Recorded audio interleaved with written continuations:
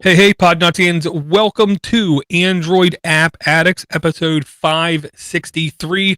My name is Door to Door Geek. I'm joined tonight by Josh. How is everything going, Josh? I'm doing pretty good, Door. Just living the quarantine dream. So it's been a lot of outdoor work and a lot of child rearing, which has made me appreciate alcohol even more than I used to. I understand.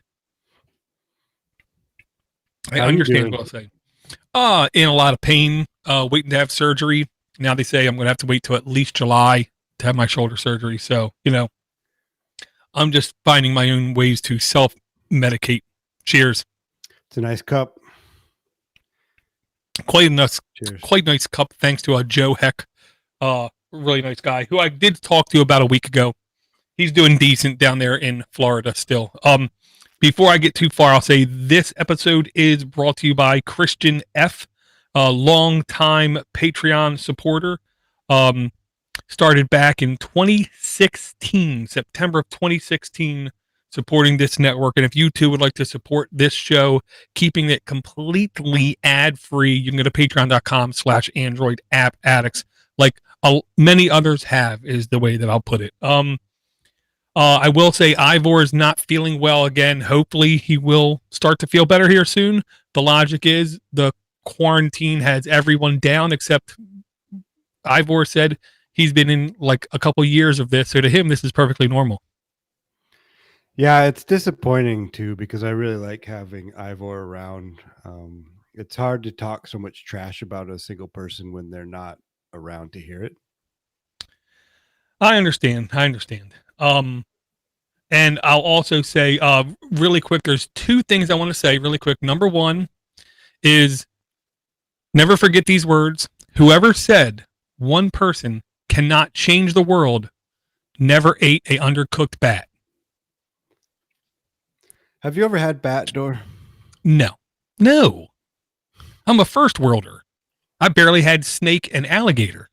Well, I'm a first worlder as well, but I grew up a bit redneck. So there happened to be a family reunion in Montana that just you need guns, lots of guns, if you're going to be in a family reunion in Montana.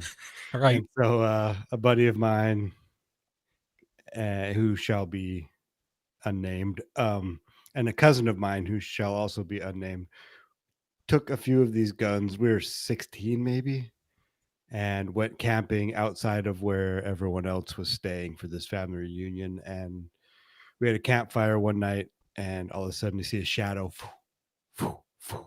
flying around, and grabbed a 12 gauge shotgun. And yes, I'm not proud of it, but well, I'm proud of the shot, but not proud of the actual incident. And then we had watched Three Amigos, and they had roasted bats on there, and so we decided to try to eat the bat wings over the campfire. Well, the wings seem like they have nothing on them. No, it was one of the worst experiences of my life, actually. That's good to know. Maybe. Basically, don't do it. That's what I'm saying. Don't have to worry about that. But I also have another important message to my neighbors to the north and Josh's comrades up there. A really quick, first I'll say this. There's two things up in Canada. One is called OAS, one is called CCP. OAS stands for Old Age Security Payments, and CCP means Canada Personal Plan. This came out on official Canada government letterhead. It said to help save what's left of the economy, the government will announce next week that the immigration department will start deporting senior citizens instead of illegal aliens in order to lower the OAS and the CPP medical costs. Older people are easier to catch and won't remember how to get back home. Be sure to send this notice to your relatives and friends so they will know what happened to you. Do you have a link to that? Because that could be very beneficial up here. No, it was just in an email, so I can send it to you in email. It was one of those because the older people have a tendency to still spam everybody they know every time they find something funny on email. And just to go back to that story I just told a minute ago, for anyone that is upset about it, I've paid for all of my small animal karma through my life, and I've learned from it. Disclaimer. Well, that's good, I guess. The one thing I think we have to talk about, just get out in the open, is okay. I'm going to pop this on Josh, and hopefully he's going to answer the right way. I hope. Okay. Josh, is a human life worth absolutely nothing? No, I'm gonna go no door. No. Okay. Actually, can I phone a friend? Yes, you can. Is a human life worth infinite cost? All the money in the world? Yes. Mm, No. What everybody has to draw a line. It's like when you're driving down the road, what's supposed to happen is half the people on the road are maniacs driving too fast for you. Half the people on the road are driving, they're like complete jerks because they're driving too slow for you. The dirty secret is you are a jerk and a maniac to everybody else on the road. It's not easy to draw these kinds of lines on when is something right, when is something wrong. And the way that I talked to my son about this was individual privacy versus the communities or the governments or the countries or the states or the providence or whatever. It's greater good. Google and Amazon or Google and Apple are like working together on this platform to do self-monitoring in some sense of Bluetooth beacons, what you're coming in contact with. And then if you are diagnosed with COVID, you are allowed to relinquish the data, which is somehow anonymized. And then you'll be able to notify others that you've been in contact with about the COVID kind of stuff. Okay. First off, I'll say it like this. There is no right answer. I'll say this. And the other example I use my son is if you look at a mountain and we all say it's a mountain and I take one grain of sand off the mountain, is it still a mountain? Yeah, the answer is obviously yes. But if I keep taking off grains of sand, we're probably not going to all agree when is it not a mountain anymore because it's subjective. These kinds of answers are completely subjective. There is no right answer. I'll just put it like this. I am not comfortable letting a government or leaders of industries that can afford all kinds of fines for doing things wrong. I'm not willing to give them that kind of level of information on me. Honestly, without compensation. Because if I'm giving them something, I want something in return. I will say it like this. On this last Security Now, Steve Gibson went over it in an okay amount of detail. I'm almost shocked at Steve Gibson insisting that Moxie Marlinspike isn't like right in what he's saying. I'll just say Moxie Marlinspike is the closest thing we computer lovers have to a true like freedom fighter, like a true hack the planet kind of guy who's looking out for everybody else and not himself. If he doesn't trust this technology moving forward, I don't see how I can either, is what I'll say. And if anybody else options to put this on their device, more power to you. Just like I'm not going to preach to anybody and say you should never own an iPhone. Even though you should never own an iPhone, I'm not going to tell you that. Use what you like. Hope you have fun. I don't know how you feel about that tracking, tracing technology, Josh, but I have, never let a good crisis go to waste is a reality. I watched a really good little Vice documentary too, where they were talking with Snowden maybe 3 weeks ago. And he was warning that this would be a great opportunity for government to reach and overreach. Well, of course, I agree, and I believe that they are. And not to go down that path too far, but as far as as far as the Google and Apple collaboration, for one, that can't be good. And for two, they're creating an API which apps are allowed to use, and then people opt in by saying I've contracted COVID. And basically, if you want to know more, listen to the Security Now episode. It's an in-depth how the technology works, but they're talking about integrating it into the actual hardware of the phone, or into the operating system of the phone. And that part I don't agree with. I cannot. It is there's I mean, I don't want to be that guy, but it's George Orwell's 1984. And if somebody listening to this has not read that book, read that book, and it'll open your eyes to a lot of things that seem to be happening right now. Well, I mean, it's just like Idiocracy. If you watch the movie, it seems like it's coming real life into some respects, is what I'll say. If it was almost like the tile, the Bluetooth like tile thing that you could put on your keychain to keep track of where your keys are at, kind of thing, or your luggage is at, I would feel better with that, because then I would be comfortable saying, when this is done, in air quotes, I can throw that in the trash. If it's on your phone, the one thing that Gibson needed to realize was a saying that he coined, which was the tyranny of the default. If it's on your phone now, more than likely it's going to be on your phone forever, and it's never going to go away. So I'm not comfortable with it for that reason. I'm also not comfortable with it just because they're not going to be completely transparent to all users. Yes, people like me and Josh and people who probably watch this show will have some comprehension of how it works. But, like my father-in-law, my mother-in-law, my sons, my wife, none of them are going to have any clue about it except, oh, well, I was in CVS last week and it said I might have came in contact with somebody who has COVID. That's all they're going to realize if this thing comes to fruition. The good news is they're probably going to be too late with this technology, because all of the numbers have already started to go down. Now the newscast is doing its good job of basically trying to scare all the stupid people from not having corona parties by not announcing clearly, I'll say, that most of the numbers in most of the places are actually starting to trend down. And in a way, I'm okay with that, because stupid people need to have stuff scared out of them in order to start to act right.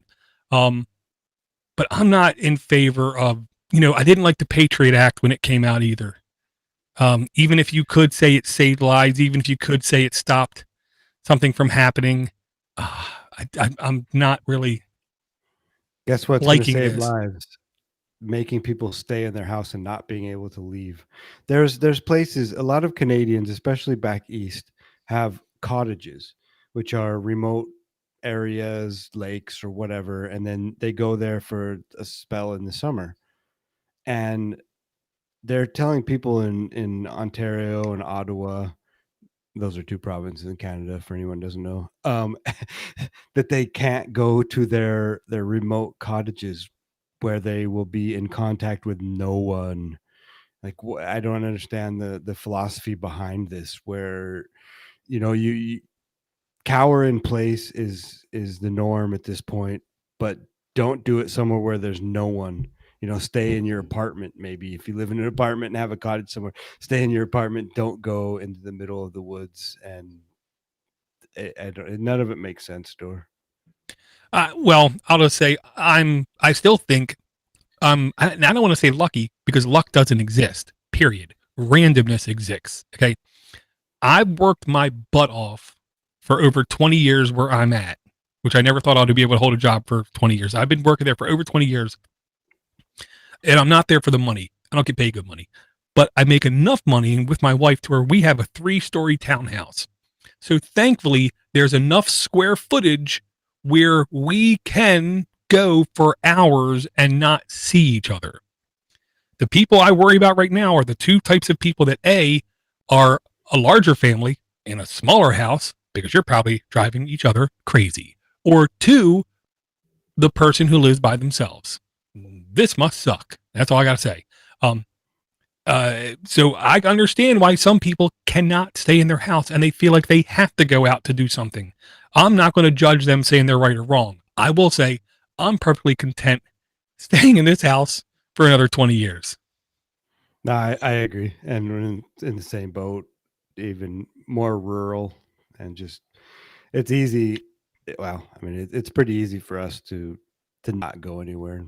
Generally, we don't go anywhere anyway.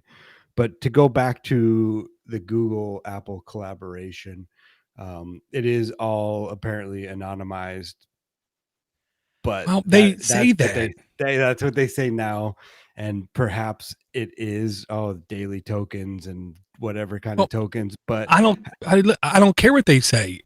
I want independent third party auditors to say that, not them. well, And I haven't heard that yet.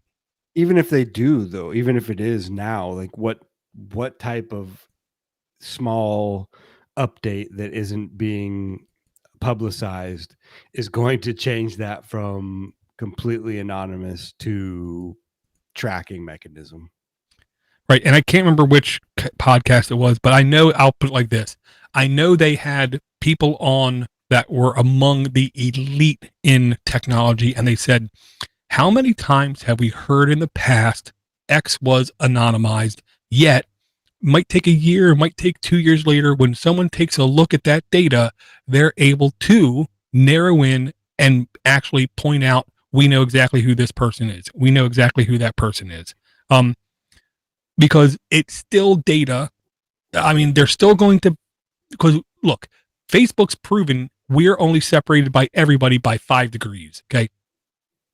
We're very easy to identify by our habits, our rituals. Okay. Kind of thing. So looking at that kind of Bluetooth data in comparison with either Facebook data, Twitter data, Instagram data, right. They're going to be able to find out most people is what I'm going to say. So, I mean, feel free to email us and tell us why we're wrong, but I'll tell you, unless you're a true security expert, I'm not going to really waver because I'm old. I've seen this kind of stuff before, like with the Patriot Act. And when both sides agree on something, you're getting screwed. Doesn't matter. When Congress and the House and the president all agree on something, you as a citizen are going to get the short end of the stick. When Apple and Google agree on something, there's no doubt it's not in the user's best interest. God and the devil made a pact, and you can decide who is who. Yeah. I want to take if you don't mind, I just put a link into the chat.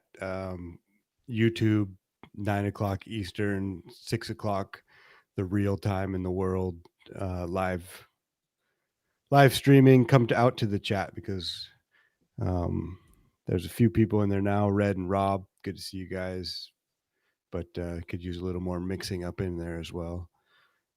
The link that I just put in is from Naked Security. Paul. Which is a Sophos subdomain apparently, but it's the Signal app, which I can never say his name. Morning Wig.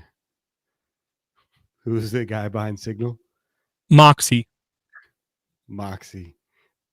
And they're talking about, which I hadn't heard of before, the Earn It Act, right? Which is the legislators. I don't know, is it in the House or the Senate?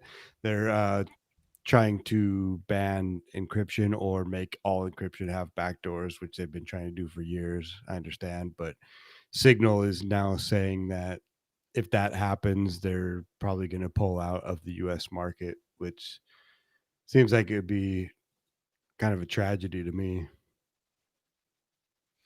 Well, you know,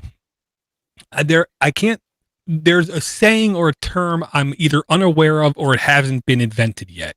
But it's like if you squish down on something, it always finds a way out to come around. You know, if you squeeze like a burger, it comes out of the side. If you squeeze a peanut butter and jelly sandwich, jelly comes out the other side. It has to go someplace. They can do their best job to squash encryption, but it's not going to go anywhere. The genie is out of the bottle. The toothpaste is out of the tube. The light is out of the star. Okay. It's never going to go away again. And to try to put backdoors into anything will just mean backdoors will be everywhere and everyone will be able to get into them, especially the bad actors. I almost want them to pass this law. I almost want them to make encryption illegal just so more people will talk about it. Because I don't think enough people in this world understand how encryption is everywhere and secures everything from a credit card transaction to a private message with your dearest one. Unless, of course, you're okay with every celebrity's and every politician's like sex pictures going out everywhere on the internet. Because, like, you know, after Wiener, I don't need to see no more. You know? This just proves how completely incompetent everybody is in our government system to think this is a good thing or it's even possible to do. 1984. It's crazy, man. Like all of this stuff. There is no privacy anymore. There is, you know, or there might be, but they're trying to take it away, and that's both sad and something that everyone should stand up and revolt against. Well, they should, but it's going to take a pendulum swing really hard in one direction for people to insist it comes back in the other direction. That's why I'm okay with them trying to make this pass, because I think that's the only way you're going to get more normal people to care about it and make it an issue. Or just somebody like The Rock to stand up and say it's stupid, and then everyone else will just agree. Yes, I saw it in the Fast and Furious 27. They said that. Yeah, they were in their car racing down the highway trying to get privacy back. Very cool. I want to drop a positive link, is what I'll say, in the chat. It comes with two caveats. Number one, if you really like free stuff, right now in the Discord, Thiz is like, he's like making me look bad. He is bringing so many free things, whether it's Steam games, whether it's free access to like streaming services during this COVID time, or it's just, you know, discounted apps and stuff. So I found this link, 114 free Google Play Android apps today, 4/16/2020. So it's literally posted today because I have to find a way to keep up with Thiz. Okay.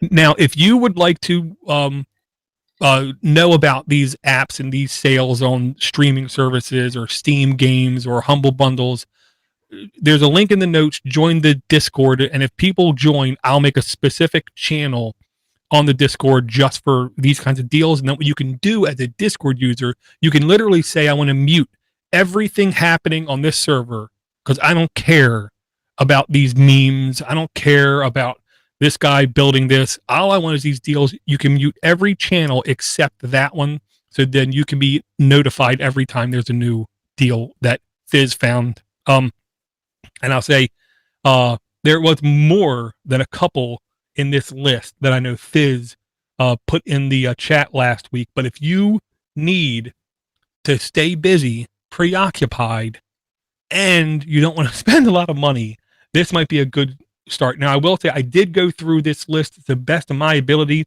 Most of these games are unbelievably credible games put out by genuine, like top tier software development companies, and are games I've heard of before. So the likelihood that you're going to install one of these things and then it's going to turn into unwantedware or malware or whatever is incredibly low. Now, the website this is on, I encourage you to have an ad blocker. But the apps you get from this page, I think, are completely safe, every single one of them. There's a lot of stickman going on. Well, you know, they're trying to take this time and get their foot in the door right now, because I will say there are certain like groups of people that are now downloading insatiable amounts of data. I mean, it isn't even the 16th of the month. It is the 16th of the month. I've already used 50 gigs of data this month. Because, Well, most, or I think a lot of providers are taking off any caps that people have as well. So they I'm sure better, but I just got a text message today warning me of my excessive data use. T-Mobile. That's data on your phone? No, I'm talking about data like Yeah, ISP on my data. phone. Okay. Yeah, well, the main reason I'm using my phone even more now, even though I'm home, working from home, is when the wife is home on Wi-Fi doing work, I'm not going to be the one that's going to slow down the network, causing her to get upset. Because, happy wife, happy life. That's what kids are for. Yes, and yeah, they nonstop watching of YouTube. Yeah, but that's educational at this point. Well, I have made them subscribe to SciShow Kids, PBS, Space Time, and like 3 other channels. And I told them, look, every time there's a new video that comes out, I know it, and I'm going to quiz you on it. And if you get stuff wrong, I'm going to take away your devices for like X number of hours of every day. So they pay attention to it. Yeah, there is a hell of a lot in this list, is what I'm going to say. If you go through this list and you're still bored, then you have to join the Discord server because that's where, all the apps right now are being dropped, and Steam games and GOG games and streaming services and on and on and on. And if you're still bored after that, make a free Plex account. Shoot me your email address. I'll grant you access to my library. You'll at least be able to watch the castle. And I'll say it like this. And then if you ask around, you'll find more people have Plex accounts that you didn't know they had one, and they'll grant you access to their library too. And you'll have like all of Star Trek: The Next Generation or something that's worth watching. Gonna pull 180 here, Door. Yep. It doesn't have anything to do with Android necessarily, but it does have to do with Raspberry Pis. And it is, while people are at home, there seems to be an uptick in alcohol consumption. And my advice would be to learn how to brew beer. For anyone that's interested, the link is it's a Raspberry Pi brewery. And so it automates the process from boil to mash and everything in between. And so very cool. Yeah, and I mean, I've got some brewing experience from home brewing to commercial brewing, and brewing beer is fantastic, and it's also an education in chemistry and some biology as well as to how everything works. And so I would recommend, instead of buying all your beer, maybe spend some of that money to buy some cheap brewing equipment and hit us up, aaa@podnutz.com. Send us an email, and I can point you in the direction to do a cheap setup, whether it's with this Raspberry Pi automation or not. But beer's good. It is, and I'll say, if you've never known anything about beer brewing, I'm going to compare it to pizza. Okay, you can either get a frozen pizza, stick it in the oven, and eat it, or you can go to the store and just buy beer and drink it, or you can do it yourself. Now, when you make your own pizza, you have multiple choices. You can get a shell, the dough from the store, just bring it home, flatten it out, open up a can of some kind of sauce, put it on it if you want, buy pepperoni, slice it up and cut it up and put it on there, and have semi homemade pizza. Or you can literally create everything from scratch. But you can get packs of things to make beer brewing quite literally as easy as making minute rice, except for the patience and the monitoring and stuff. So don't be frightened off thinking it's too complex. It's not like cooking in the sense of it's all by taste and flavor. It's more like baking. If you follow the formula and you sanitize right, what's going to come out the other end is going to be much better than 90% of the stuff you can buy in a store. Yeah, and then the alcohol from beer, or the alcohol in beer, comes from grains, which is you're taking out the sugars basically of grain. So you can buy just cans of malt extract, Right. and then boil it, put the yeast in, and darn near be done with it. Versus getting, the proper way to do it would be to get malt and then mill it up, and then extract the sugars from that. But anyway, going down a tangent, a wormhole, which I know a little bit too much about and am intrigued by. So yeah, hit us up on there. Let's talk some beer, somebody. Very cool. Very cool. I'm going to go back towards Android stuff with a dual prong attack. Okay. Engadget posted an article looking at Motorola's first high end phone in years, and they think it's going to have a complete bezelness display, is what I want to say. I'll just put it like this: Motorola needs a win badly, like really badly. But if you're on like the news cycle, then you would have already listened to, I want to say it was Android Central podcast, where they talked with a Motorola exec about their other device that we talked about weeks and weeks ago that comes with a stylus. So if you're a fan of phones with styluses and you're sad that your beloved Samsung Galaxy Note, whatever, doesn't have it anymore, you're going to have an alternative option that's going to cost a lot less here very shortly. And I know about it because I subscribe to Android Central podcast. And if you would like to know my thoughts on such a thing, I did start a new podcast up called the Evolving Door.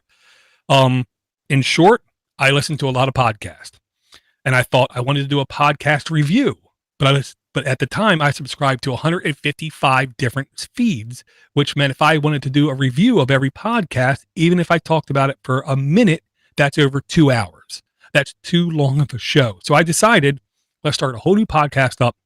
Each podcast with a goal to be less than 3 minutes, and it's released every day. So if you want to know what I'm listening to and my short but quick thoughts on what about that feed, even if the feed is retired, I'm still subscribed for a reason to some of them.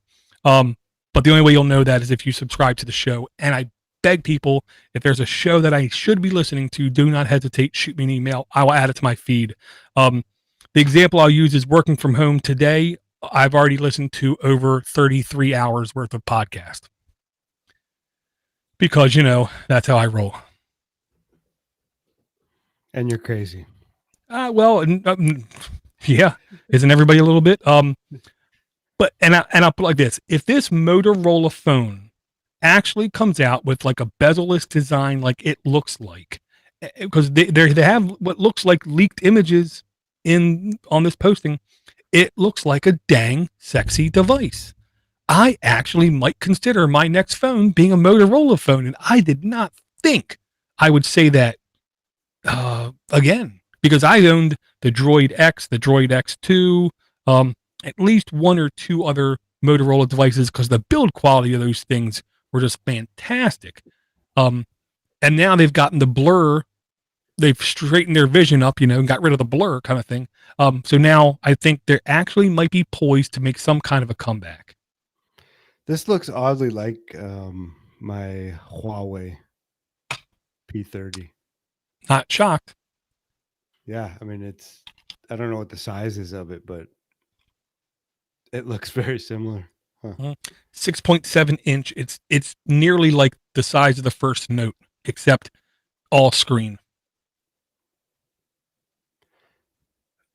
All right, I put in a link, and it's from Mobile Syrup, which is a Canadian website, and the headline is OnePlus 8 series Canadian pricing and availability.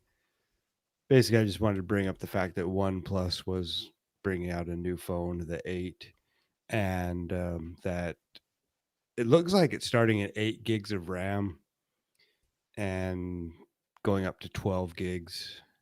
Yep. And yeah, the 8 gig version is $1,400 Canadian. So I'm not going to have that phone. Well, I'll say this. I had the OnePlus One. Diddly-tastic device. But they've grown out of what I would consider to be my go-to device. With that said, the OnePlus 7 and the I believe it was OnePlus 7, OnePlus 7T, and the OnePlus 6 are on sale now. To where I believe the 7 was as low as $400, which I am perfectly content with buying a $400 device with the quality of OnePlus, because here's the real dirty truth to it. OnePlus is not OnePlus. OnePlus is actually a combination of 4 different companies, including Oppo, Remy, and 1 or 2 other ones.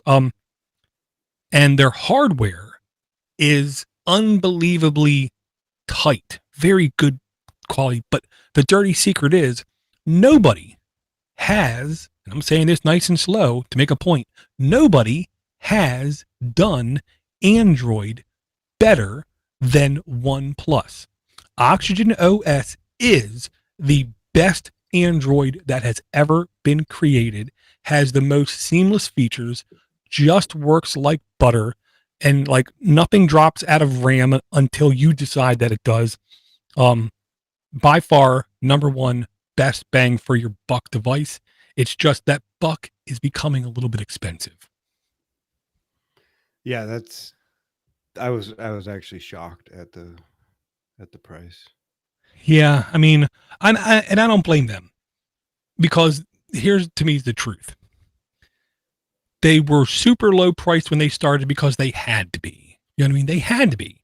Now they're starting to gain traction. They're starting to be sold by the actual carriers. They're being, in stores, which means they have to be priced in some way to help pay for that ground rent of that store, to pay for those employees to come in, to pay for the insurance for the building, to pay for the electricity that's being used, to pay for the water that's being used. They have to somehow add to that. So that means to me, anything sold in a store is going to be what I consider to be overpriced. That doesn't mean I can't order one off of Swappa that's lightly used and save like a third of the price, which if I would, I would.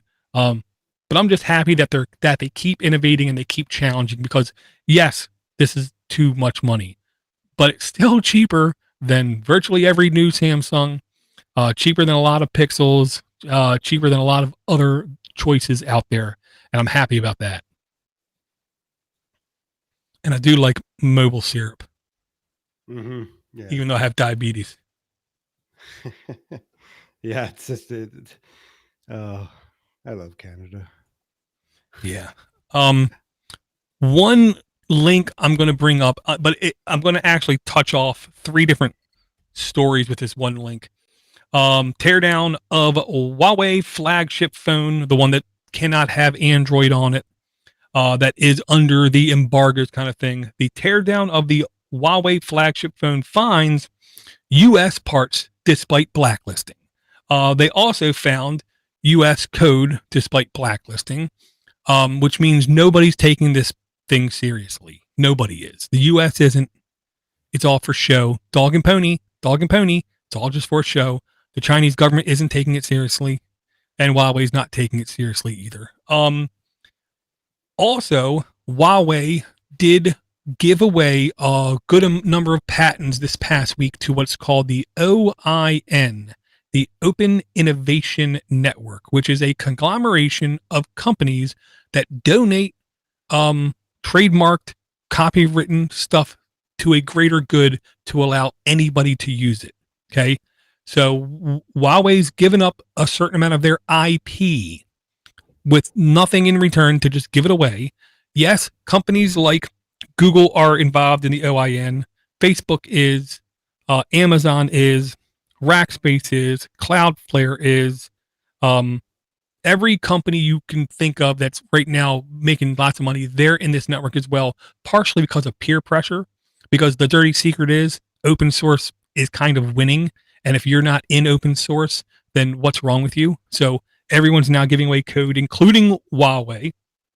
Also, Huawei did also just announce the open sourcing of what's called Mindscape framework, which is a AI app development framework, which again, these guys are, I don't want to say leading the way, but they're doing things ahead of other companies, even though, you know, the world is in air quotes against them. They're still recording record sales. They're still making tons of money. They're still giving away parts of their code just because they can. So hate them all day long, call them evil, say they're tools of the Chinese government, and I'll say they might be tools of the Chinese government, but something tells me they're trying to also manipulate the Chinese government at least a little bit. I'll tell you one thing. I'm really happy with this phone still, and I've had it for 6 months now, 8 months, and yes, Ivor asked me that the other day on Voxer about the phone, and I think it's great. I think it's a fantastic phone. But again, it's one of those, it's way too much money. Well, you know, I'm not going to say you're wrong. I'll say all phones to me, at least today, are at least slightly overpriced. I do think, although I've had now 2 Huawei devices, both of them extremely lower end devices, but still they run just as fast as they did day one. They weren't crazy snappy on day one, but they run just as fast, just as fine. Stable is what I'll say. Things don't all of a sudden stop working. If it didn't work on day one, it still doesn't work. If it did work on day one, it seems to still work. I'm finally starting to see lower battery life on mine, and partially because, you know, I can't stop loading apps. I got a problem. Which one are you referring to? The P20 Lite. Right. Is what I have now, and it still just works really good. Period. I seriously have no complaints over it, especially because it was only $230. Thank you again, Sir Kevin McLaughlin. And it's just a really tight device. I want other people to compete. So if Motorola can come out with something that competes and it's a fair price, more power to them. Hopefully the Pixel 4a will not be complete junk, will not be buggy, will not treat users like beta testers, and will be fairly priced. But I'm not holding my breath on that one. Speaking of Google junk, I just posted a link in the chat for a website called killedbygoogle.com. And it's just a fun graveyard of apps that Google has killed over the years. And it gives us a small description and how long ago it was killed and how long it was in existence before they annihilated it. So it's just an interesting, quick look through for a website, single page website. Well, and it's telling you the future as well, because right there, like the fifth one in is Google Hangouts, December 2020. Yeah. Yes. It tells you future destruction that Google is planning. Right. And I will say I did take the challenge that was presented by, I can't remember if it was Alphabet Scoop or if it was Chromecast,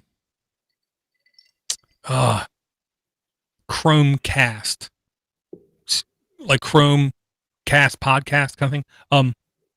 One of them stated, tell me, they like challenged the listener, tell me one thing Google has ever killed that they charged money for. And they said, because you can't find one that they did charge money for. I will say I found like tangential things like the Google Fiber thing. They didn't really kill, but they stopped progressing kind of thing. And I know when I went through these kinds of graveyards before with Google, I was able to find like 1 or 2 things that technically I think you could have paid for, but not something that was exclusively like a pay for service. This is which an like interesting one, a little apropos. It's called Google Flu Vaccine Finder. yeah. It was put together during the 2009 H1N1 pandemic. Right. I do remember that where it would tell you like what is today's like threat level.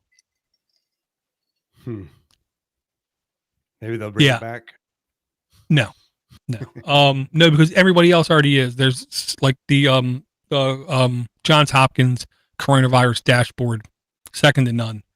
Nobody can keep up with it, and they keep innovating it every couple weeks. They keep adding things to it. But like um Rob in the chat says he's on Google Fiber still to this day, so they didn't get rid of it. So they stopped expanding it, but they didn't kill it. And I'll say if you would like to partake live, do not hesitate. 9 p.m. is our goal Thursday nights. That's New York time, and you can come join us.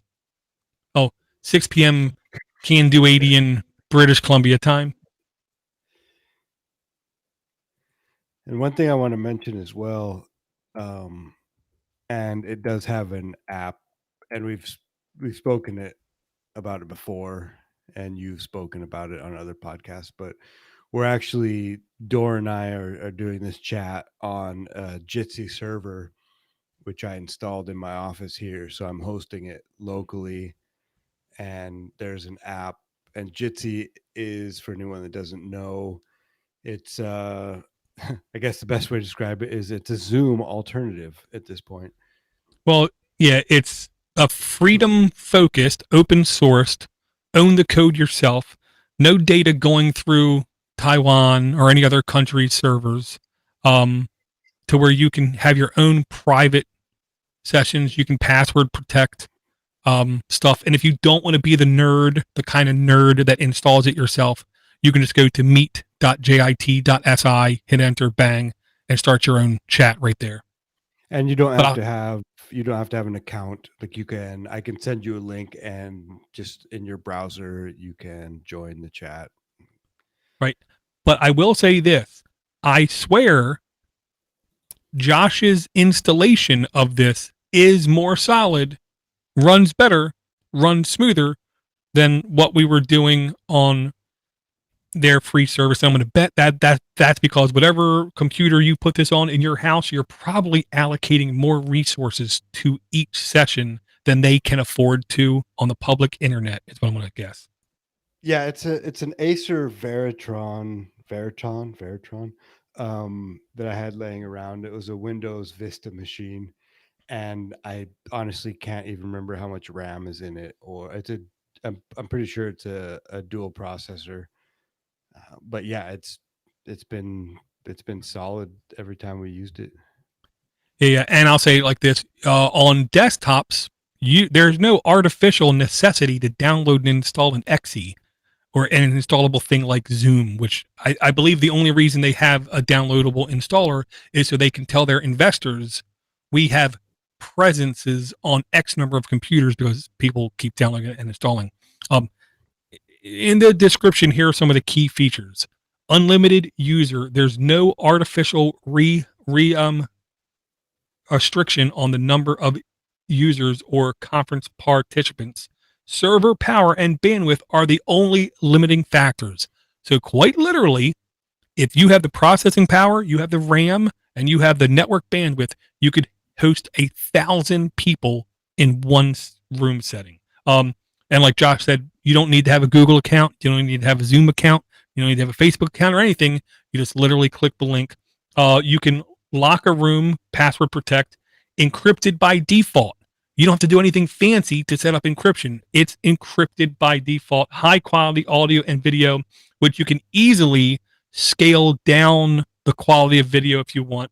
It's using the Opus and VP8 codec. For the nerds out there, Opus is the tightest, best speech modulator, demodulator converter for audio that there is when it's spoken word, and the VP8 is the incredibly light video codec put out by Google, which is the reason why they can do Stadia and YouTube in the numbers that they do. And it runs in any browser. I've not had an issue in any browser. 100% open source.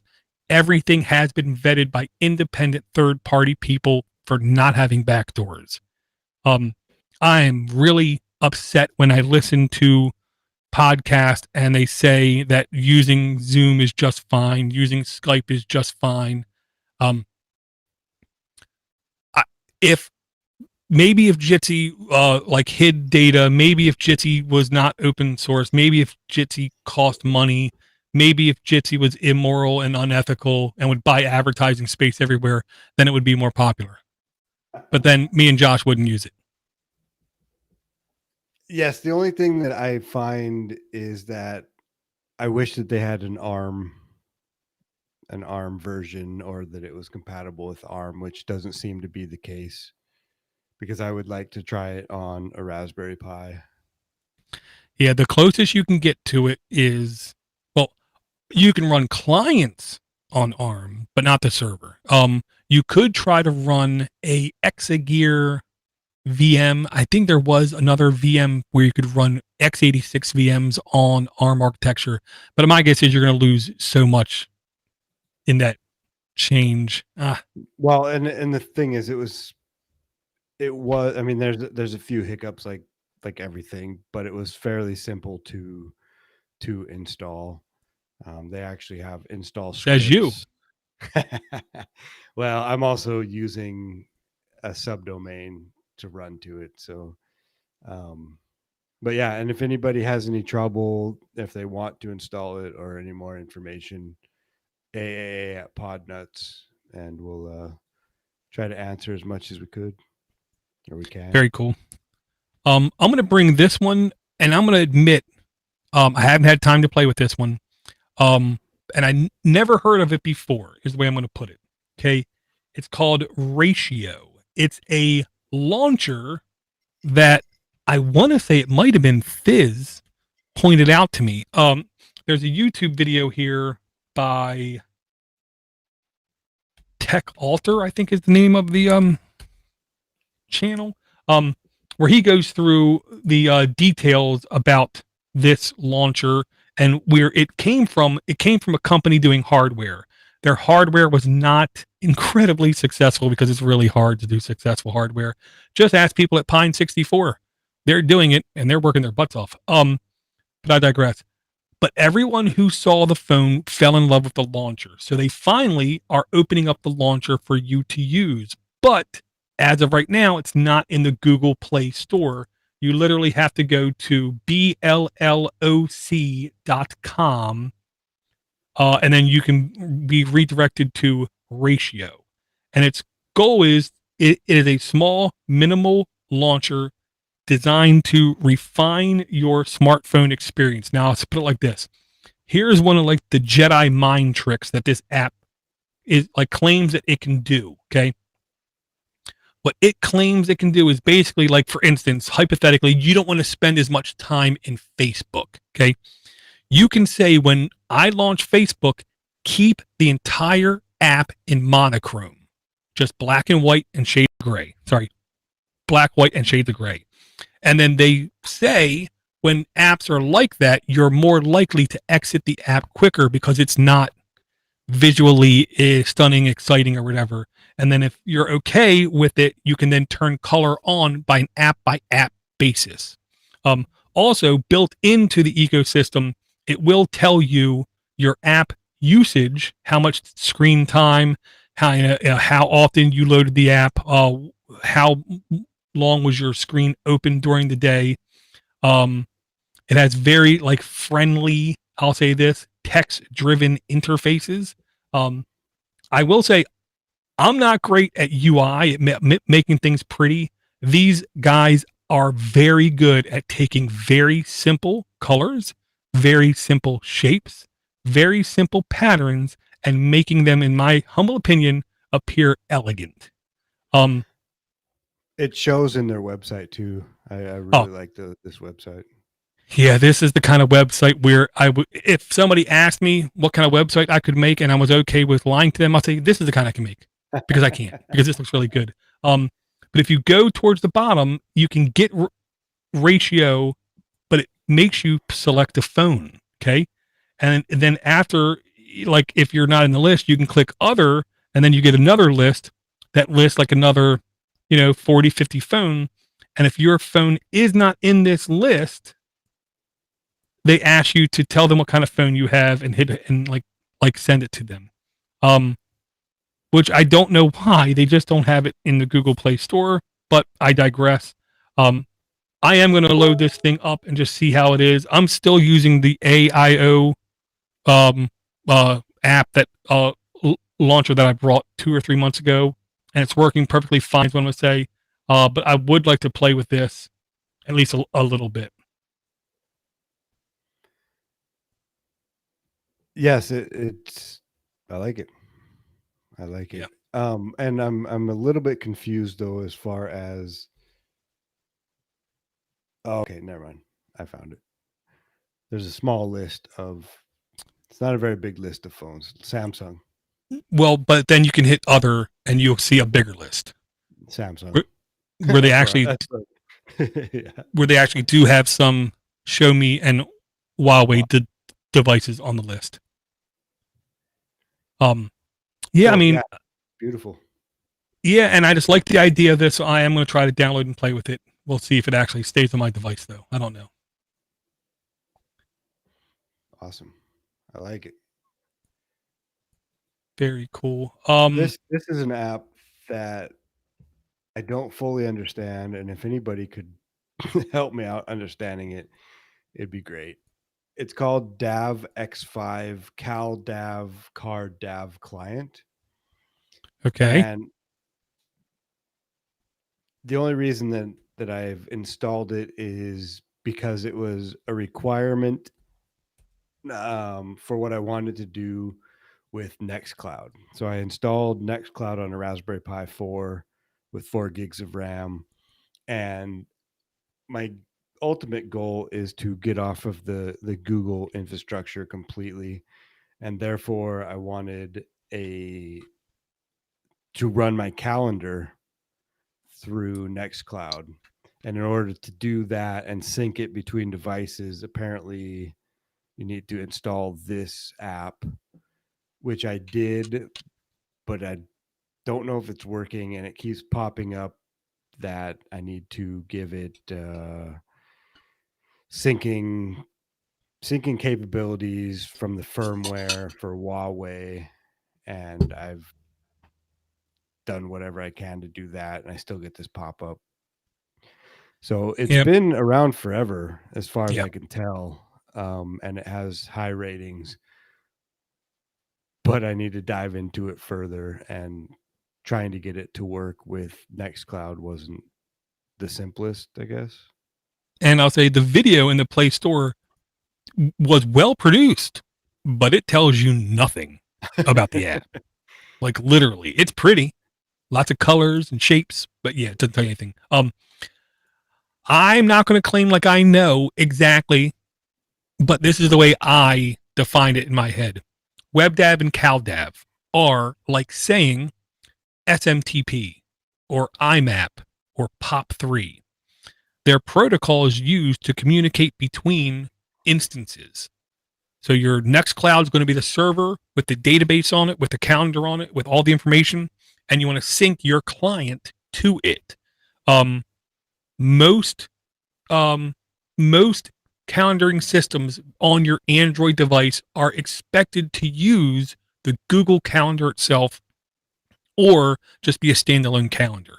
So you have to install this app to basically impersonate a calendar delivery system on an operating system level. So when you open up your calendaring app of choice, like business calendar or something else, you can say, I want to subscribe to this account's calendar. And you're actually subscribing to this application, which then is subscribing to your Nextcloud. It's the go-between. It's the middleman. Is it a protocol then? WebDAV and CalDAV is a protocol, yes. Okay. That makes more sense, I guess. But then I suppose, I mean, this app cost me like $5.50. So I know. Well, because like here's like the dirty gimmick. Like whenever you've opened up a calendaring thing on any Android device, has it ever asked you for a username or password? No. No, it never has, because the operating system takes care of that. By default, to best of my knowledge, the Android operating system does not support connecting to CalDAV or web dev on its own because it wants you to be a Google person. So I'm sure if you buy like the Huawei device that has none of the Google stuff on it, they'll actually have a web dev protocol built into it to access the calendaring solutions. Because I don't use calendaring a lot, is what I'll say. I really don't. I should, but I don't. So I also am going to try to use my Nextcloud for not only calendaring, but also for email. See if I can add like 6 email accounts to it and have it usable is my goal. Yes. Yeah, exactly. That's another step. Okay. Well, I'll just hammer away at that. And I suppose the main barrier has been this pop-up saying that you need to allow auto syncing through the Huawei firmware. And I went through all the directions and did everything, and the pop-up still comes up. So might just have to get a hammer out. Well, I'll put it like this. Huawei devices do a modestly better job, in my opinion, on security. What I mean by that is on Asus devices I've had and Huawei devices I've had, I keep having to re-authenticate LastPass's access to have like, I don't want to say root level access, but have really deep level access into the operating system. Even if I green light it, 5 minutes later, it's gone away again. It wouldn't shock me if Huawei keeps refusing to have this app access because it isn't like something that they trust, is what I want to guess. I don't know. I would be interested if anybody else is running this on any other devices and if they have any kind of like similar experiences. Yeah, again, DAVx5, CalDAV, CardDAV client. And it's got 2,300 reviews and 4.6 average reviews. So, I mean, people are using it, and apparently it does what it's supposed to do. But I appreciate that, Door. I appreciate I understand it a bit better as to what it's actually doing. So, well, and I'm sorry, I said it wrong. Okay, WebDAV is like a file protocol. Think of it like Samba. CalDAV is the calendaring protocol.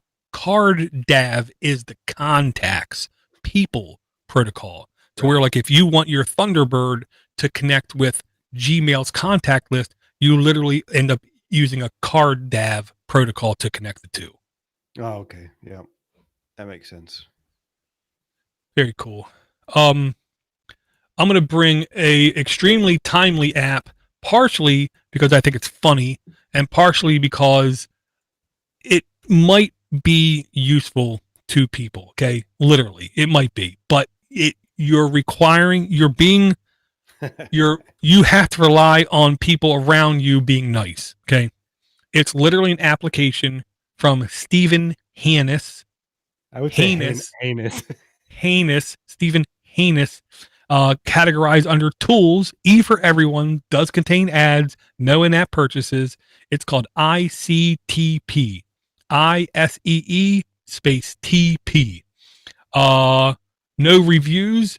Updated April 9th, 2020. Size varies with device. 5 whopping installs, which means it might not give you enough information yet.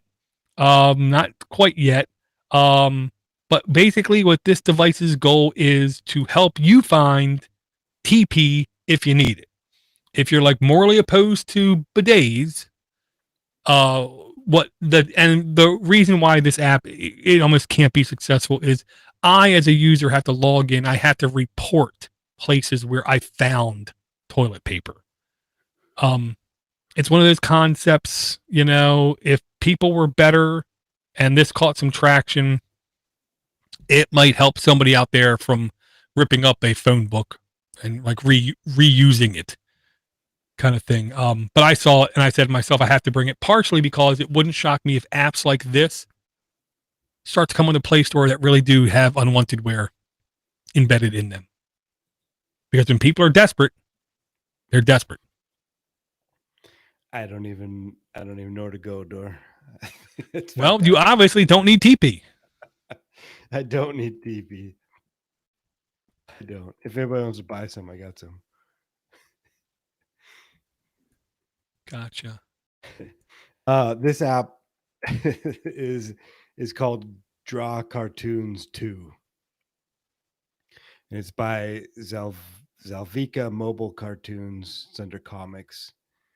I think I paid $3.49 for it, something like that.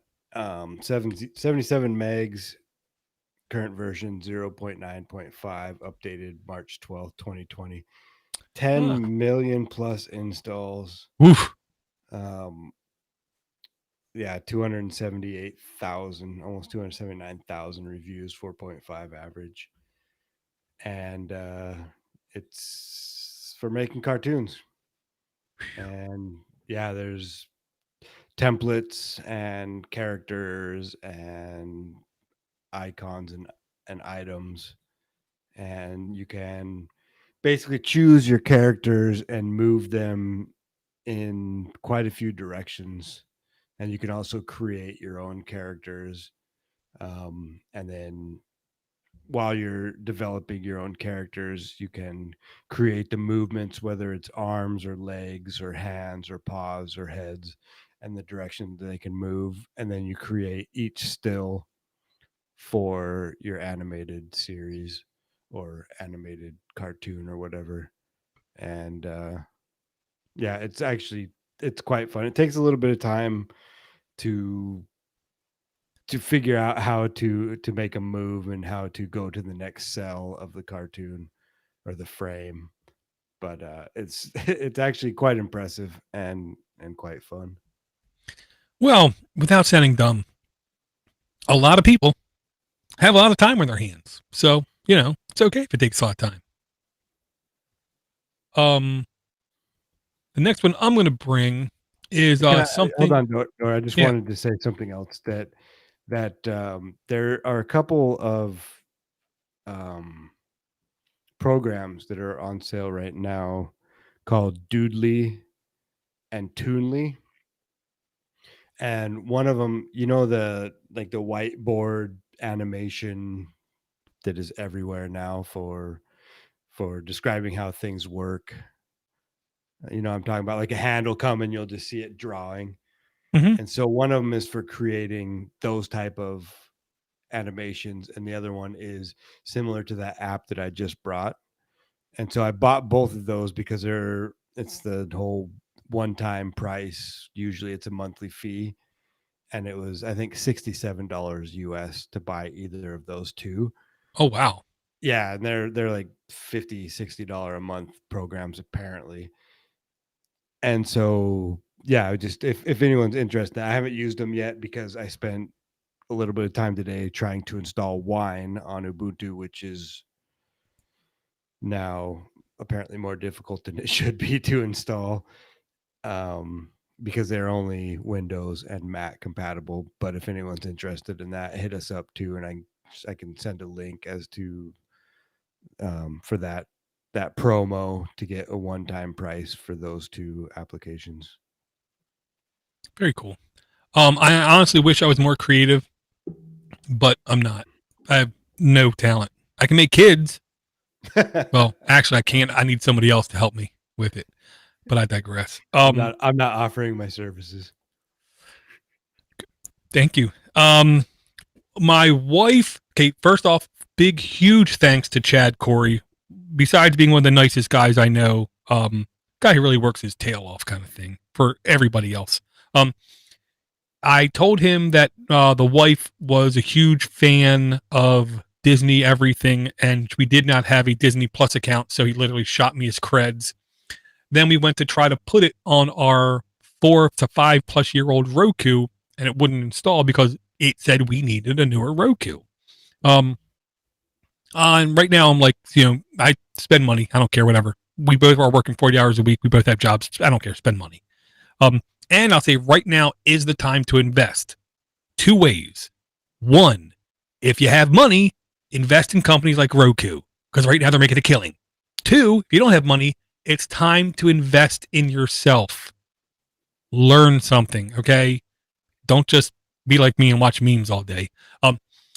So we got a brand new Roku device, and I explained to the wife how she has the remote. The remote has the little headphone jack in it. She can watch whatever she wants, and I can go to sleep. Um, but then I showed her this app. It's called Numote, Numote, Remote for Roku. I'm 99.999% sure this app is completely open source, um, uh, free, like in the clear code kind of thing. It does have some kind of in-app purchase. I can't remember what it is, to be honest. But this is by far the most versatile Roku remote I've ever seen. It's called Numote, Remote for Roku by Andrew Studios. Productivity apps. Only 13 reviews somehow. E for everyone. Again, free to download. 4.2 average reviews. Updated January 16, 2020. 21 megs in size. 1,000 plus installs. Current version 2.1.3. 6.0 Android and up. Content rating, of course, E for everyone. $3.99 for the in-app purchase, which I honestly I think was nothing more than saying thank you to him. It only needs access to internet to run its a startup and draw on top of other apps because it's supposed to be like a widget thing as well. By far, I can tell right now, the most customizable Roku app I've ever seen, and we have brought Roku and XBMC type um, remotes on this show literally for about a decade. Okay. This is by far the best one I've ever seen in my life. You can just run it as a widget, as a floating widget, or as a full-fledged app. Everything is customizable. You can have instant Disney Plus buttons right there. You just click it and bam, it loads Disney Plus. You can customize like fast forward 30-second buttons. If you never want to touch like the volume, you don't have to get rid of that button. Um, by far, again, I can't say it enough. Best dang remote app I've seen for the Roku, and the wife loves it. Happy wife, happy life. The Roku, I had a Roku before. Now I have an Amazon Fire Stick, whatever the hell it's called. But that headphone jack in the Roku remote is brilliant, and I wish that the Amazon had the same thing, because now there's just, without getting Bluetooth headphones, I suppose, that would work with our receiver. Yeah, I don't know that it's possible to listen to something without having the speakers on, and just being able to plug in headphones into that remote jack. It was great, except for when you walk out of range to do something and then it just blares on the speakers anyway. Gotcha. Yeah, I mean, she's in love with it. And she even said, like, well, they want to charge me like an extra $10 if they give me the headphones. I'm thinking to myself, Roku is one of the few companies out there that I swear cannot even pronounce the words planned obsolescence, because nothing they make seems to die. Okay. We've had that damn Roku for easily 5 years, never an issue, never slowed down.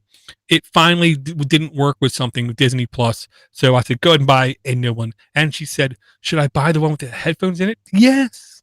I want to give Roku more money because I want more companies like Roku who don't take sides, like Google, like Apple, constantly fist fighting over everybody else. Where Roku's literally the guy in the middle of the party just saying, can't we all just get along? Because that's their goal, is to just make everybody happy. Well, I preferred the Roku for sure, but there was something to do. I think it was with Amazon Prime, and Roku wouldn't play. There was no Amazon Prime app or some other app that I needed. And in Canada, the Roku apps were extremely limited, like everything else. Gotcha. Well, I'll say it's been enough for the wife to watch certain things, and that's all that I care about. I don't touch the damn thing. Got an IQ test for you, Dor. Huh. It's by digerati.cz, and it's under entertainment. My wife and I, the other night, for some reason, IQ tests came up. Oh, we were we're trying to remember, what is it, Mansa? Mensa. Mensa. Yeah. See, obviously, I'm not in it. And trying to just think of what it was, and then it turns out that you have to have a certain IQ in the 98th percentile or something before you can join Mensa. And so neither of us knew what an IQ test actually was, you know. Well, So I started looking at what is on an IQ test and came up with this app. Yeah. Just to see what type of content is on an IQ test. And so I went through it quicker than I probably should have because it was late and I needed to go to bed. But it's, yeah, there's not questions about the first Star Trek or anything Right. like that. There's a lot of squares and circles and triangles and other Right. sort of I don't know if it's um Mason stuff or what, but yeah, it's quite fun to go through and have them tell you how stupid you are at the end. Well, okay, weird tangent here. There was a Public Enemy song called Anti Blankety Blank Machine, a word that I can't say because I'm white. And this is a family friendly show. But when I look at this app, I'm reminded human beings are pattern recognition machines, but I say it in the same pattern as that song said, anti blankety blank machine. I always do. I can't help it because I'm a pattern recognition machine. Back in the day, IQ tests were extremely biased and extremely geared towards weird people. Again, weird, Western, educated, industrialized, rich, democratic nations. So if you were not in that group of people and you took an IQ test back in the day, you would score much less, which just made the other people think, look at that savage. He cannot score high on our IQ test. But then they started to change the IQ tests around the 80s and 90s to be more not based on language, not based on culture, not based on that kind of education, but trying to base it more on just cognitive ability is the way that I'll put it. This is a test trying to make to see if you can perceive if A and then B and then C and then you have H and then J and then I and I show you X and Y, what comes next. But they try to make it more complex than just that. I remember taking this kind of IQ test in, I want to say 8th grade. And I ended up taking the test, which the lady told me at the end, most people only take the test for like 10 minutes. I sat in the room for an hour because they kept giving me questions. They kept just giving me questions. They kept just giving me questions. I had fun. This is just one type of measurement. I wish I had the 3D printed thing I brought to work, but of course I don't have it. This is just one measurement, one angle of perception into a human's cognitive ability. And I'll say this, the stupidest people I've ever met in my life are part of Mensas, okay? James Randi, amazing Randi. If you don't know who James Randi is, please never talk to me again. But James Randi said, the easiest to fool people are the people who believe they're the smartest. People in Mensa literally believe they're better than everybody else because that's what their group tells them. I implore people to take this test just to take it for fun. Just see what you get and then take it again. Because if it really is an IQ test and you take it 100 times, your score should never change. But guess what? Every time you take it, you're going to get a different score. Well, I think this one actually has the same questions, maybe even going through. But it is, yeah, it's just sequences and patterns. I don't know. Yeah, it's quite fun. I enjoy that kind of mind twisting, but I also don't believe or don't think that if you get all of these right, you're smarter than anyone else. Anybody else, right? And I love the very first review I see is by I can't see the guy's name, but it's called Does Matter Matter. I was a bit It was a bit too easy. I was expecting a bit more stimulation. The last question was the only one I had any issue with. I did miss 3 though, so it's not too easy. But this only measures pattern recognition and not logical abilities like mathematics and language. So it's not a true IQ test. And the avatar is Kim Jong Un wearing a "Make America Great Again" hat. I mean, I just had my entertainment for the night fulfilled. Thank you. Imagine if those two had a baby. I think I need to change the topic because I don't want that to happen. Okay. The next thing I'm going to bring, it's called a game, and they say it's role playing, but I'm going to say it's not. Either one of them. It's not role playing, and it's not a game. What I will say, this is therapy, mental therapy, hidden in a interactive, immersive ecosystem. Okay.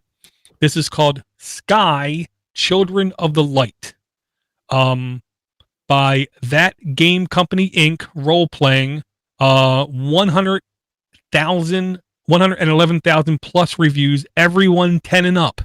Everyone 10 and up. This is pretty safe for pretty much everybody to play. Does have some kind of in-app purchase. I can't remember what it is. Completely free to download. 4.7 average reviews, 111,000 reviews, 4.7 average. That's pretty, dang high. What I'm going to say. Updated April 11th, 2020, size 7.6, installs 1 million, current version 0.9.1. I literally believe this app launched less than a week ago. Okay, and it already has 1 million plus installs. Requires 8.0 Android and up. Again, content rating, everyone 10 and up. Does have some fantasy violence, is what I'm going to say. After I clicked the button and didn't mean to. And it does have in-app purchases for 99 cents up to $50. I really don't remember what it is.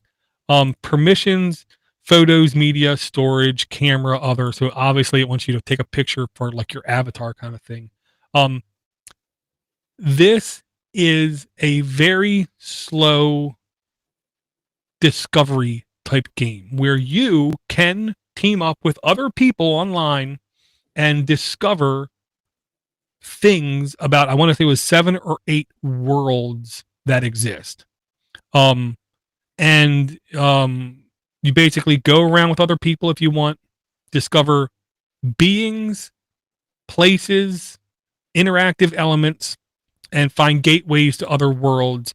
And they do plan on like constantly churning out more content, more worlds, daily specials, weekly specials kind of thing. So I think what you have to pay for, now that I remember that, you have to pay for early updates, where if you don't pay, you just wait a little bit longer and then you get them. There's no like shooting people in the head. There's no teabagging. There's no people insulting everyone's mother with this kind of game. It's literally just a very calm game. We're in a third person view. You just go around the world, walk around, fly around the world, and just find stuff. And it's beautiful. Like it's a really pretty game. It's almost a calming. I'm drawing a blank now, but what's that game where you have to go around and unlock? It's a 3D and it moves around, and you have to push a button to. It's like a Escher painting.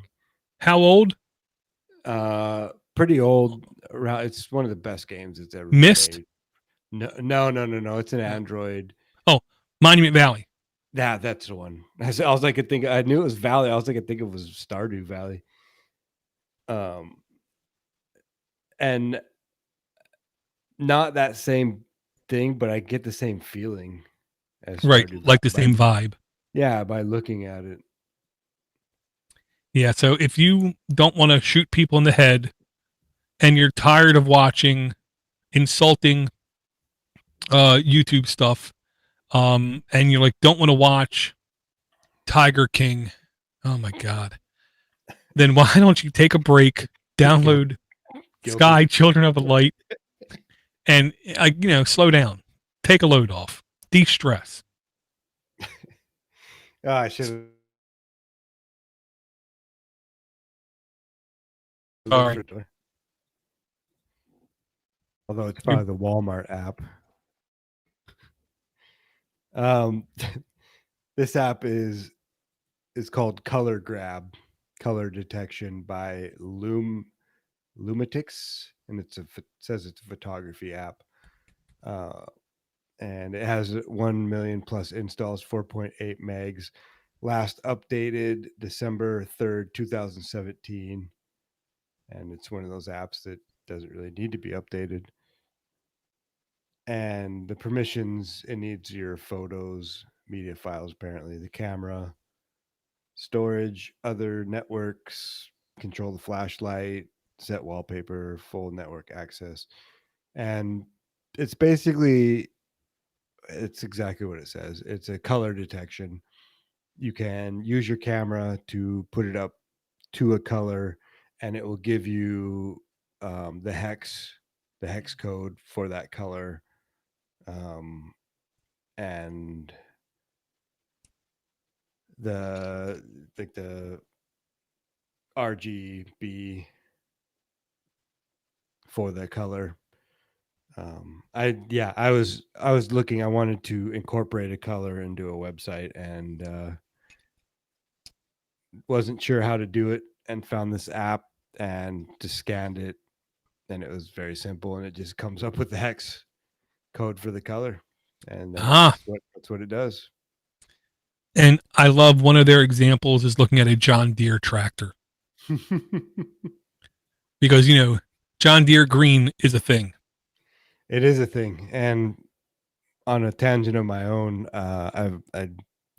we received a Kubota flyer in our newspaper, and living on a small acreage, it'd be really nice to have a small tractor with a digger and a bucket on it. And so I gave that to him, and he sits on his little toilet and looks at the Kubota tractor flyer. And so I'm having him, put little tidbits into his mother's ear about how we need a Kubota, and he says Kubota and orange tractor. So hopefully that'll work. Well, I would say it can't hurt. I hope it doesn't, is what I'll say. Okay, what I'm going to bring here is I'll say this, it's another game where you don't shoot anybody. But it is the kind of game that if you play, and you, listen to it and you read it, it might tug at your heartstrings is the way that I'll put it. I don't know how to pronounce this. I have no problem saying, and why did this lose connection? There you go. Okay. It is a game, and it is a game. I have no problem saying that this one's a game. It's called EQQ0. I don't know if it's pronounceable. I'm just going to call it EQQ0 by Parallel Studio Adventure. Everyone 10 and up. Again, everyone 10 and up. 823 reviews, 3.5 average reviews. It is eligible for the family library, updated January 8th, 2020, 31 megs in size, 50,000 installs, current version 1.3, 5.0 Android and up. Some fantasy violence, some blood. It wants Wi-Fi information, photo storage, Google Play license check. Oh yeah, $3.49 to buy. This was a game that I want to say Thiz did drop in the chat to where it was either free or extremely reduced, is what I want to say. Right now in the US, $3.49. Long story short, you control the environment around a child that is completely blind. And your goal is to help get this egg back to the right spot, is the way that I'll put it. Unbelievably beautiful, simplistic graphics. but I again, I usually like when I see a video for a game in the Play Store, I almost laugh at the video because they're so bad. This one, I really do like the fact that it basically instantly shows you a really quick prelog to the game and then just gets you straight to the gameplay. And then it shows like a good 2 minutes plus of gameplay.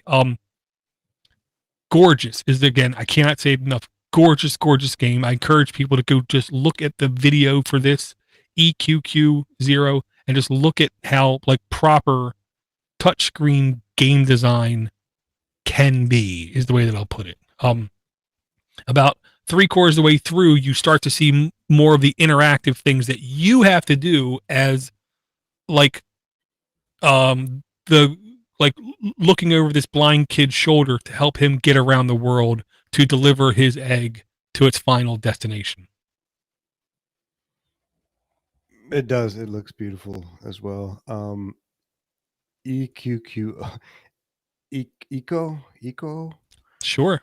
The definition is a not a definition, but the blurb, first couple lines is a meditative experience that lives from the puzzle storytelling, architecture, and relationship that builds up to the blind boy during the roughly 5 hours of playtime. But I also noticed at the end of the video, it said it was available May 5th. So yeah, I'm thinking that they're reusing video from another platform and it was available last May, is what I'm going to guess. And it looks like it's VR too. It could be. I don't know. I was just looking at the first review and it said played without VR on OnePlus 5. So I was assuming, but that's making an ass of you and me. So yeah, that's a good one. That actually brings us to 10. Very cool. 10 apps. Do you want to empty your tank? Let me just go like this, take a quick look, take a quick jab. Oh, there is at least one app I want to bring, and I'm bringing it because I don't believe it. I don't believe it. Because there is an old adage in computing that the graybeards, back when they had to use vacuum tubes and punch cards in computers, and there was a saying that it still holds true in 2020, and that is garbage in, garbage out. You can't get past it, okay? Dolby On Record Audio and Music by Dolby Laboratories Inc. Music and audio, 141 reviews, E for everyone, completely free to download, no in-app purchases, no in-app ads, 4.5 average reviews, updated March 26, 2020, 44 megs in size, 50,000 plus installs, version 1.0.1, 7.0 Android and up, permissions, Wi-Fi, photo, I don't know why, camera, don't know why, storage, microphone, other. This app promises to transform your phone into a powerful recording tool with just one tap. Record songs, sounds, instruments, podcasts, rehearsals, voice memos, ideas, lyrics, beats, and more with incredible audio quality. What? They're going to magically make your microphone better?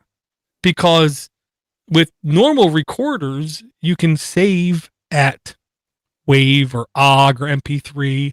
They could be doing some kind of like noise cancellation. They could be doing some kind of compression. They could be doing some kind of condensing. They could be doing some kind of manipulation to the recording. But sometimes people want what it sounds like, not what an application thinks it should sound like. So it's free, no harm in checking it out. If you want to try to record, whether it be a band playing or you want to record a meeting at work that you're not supposed to record, then you might want to download this application and give it a try. Don't be shocked if the quality doesn't like wow you, because I cannot see how they're going to take the crappy mic built into your phone and record spectacular audio. I'm sure it's a fine recording app, is what I'll say. That makes no sense. Well, you know, it has electrolytes, what plants crave. I mean, that's the only thing I can think of. And I am going to bring one more just for giggles. And this is because this is the kind of app I encourage nobody to get, to play with, to use, unless you want to know what kind of down and dirty things are happening on your Android device, or you're just a security professional that wants to have some practice. Okay. I believe this is called Drayneg by Orange Services SRL under Tools, E for Everyone, completely free to download, no in-app purchase, no ads, 39 reviews, 4.2 average reviews, updated March 12, 2021, 17 megs in size, 1,000 plus installs, current version 1.0.8, 5.0 Android and up. That's a lot. Content rating E for Everyone. Permissions, it's going to need a good amount of access. Device app history, Wi-Fi, device ID, phone, close other applications, control vibration, view network, full network access, run at startup. And here's the reason why. If anyone is aware of like the guy who works in a enterprise environment who you call the sniffer, this is the guy who can tell you what on your network is behaving, what on your network is misbehaving, and what is it doing, what is it connecting to, when is it connecting to, and then it's your job to find out why it's connecting to, okay? This app can give analysis to a website or to an application to tell you what servers this application is connecting to, what other components in your phone is this application connecting to, what kind of data is this application sending over the network, and like basically do a complete breakdown with really pretty graphs, a complete breakdown of what kind of activities are happening on your phone that you really don't know what they're doing. So if you're okay with becoming disturbed by the things that are happening on your device, then go ahead and download this application, Draeneg, I believe it's pronounced Drayneg, and then you can do some analysis on your phone. You don't need root, but this can tell you like what is going on in an application or a website, who is it connecting to, and what kind of information it's sharing. It's an eye-opener app is the way I put it. And I think that's going to basically be everything from me this week here, Josh. I just want to, yeah. There's just a soft mention here at the end. Progressive web apps are apparently becoming even more of a real thing. YouTube TV is another Chromebook PWA progressive web app that you can install directly from the Play Store. There's now 2 or 3 Google services where if you're on a Chromebook and you go to install them, it actually installs it as a progressive web app and not a actual like APK installable application. Yeah, that'll be interesting going forward to see how that works out. Yeah, I mean, since they control the device, the hardware, the operating system, the browser, it should be a seamless experience where the user shouldn't even be able to tell. So would a progressive web app like that between, I mean, would it be the same app between an iOS device and an Android device? I'll say it can be. There's no reason why it can't be. Mainly because today's modern browsers agree on a lot of HTML, CSS, and JavaScript methodology kind of thing. So if they code it correctly with HTML5, there's no reason why you couldn't offer the exact same experience. Yeah, and that's what I was thinking. And I mean, that's a dream for developers. Well, I'll say this. It might be a utopia that could potentially become a dystopia. You know what I mean? Where you're thinking you're walking down the yellow brick road about to like enter the golden gates, and then all of a sudden stuff goes bad. Nothing is perfect, but this is the kind of thing that could make certain development so much more simplified.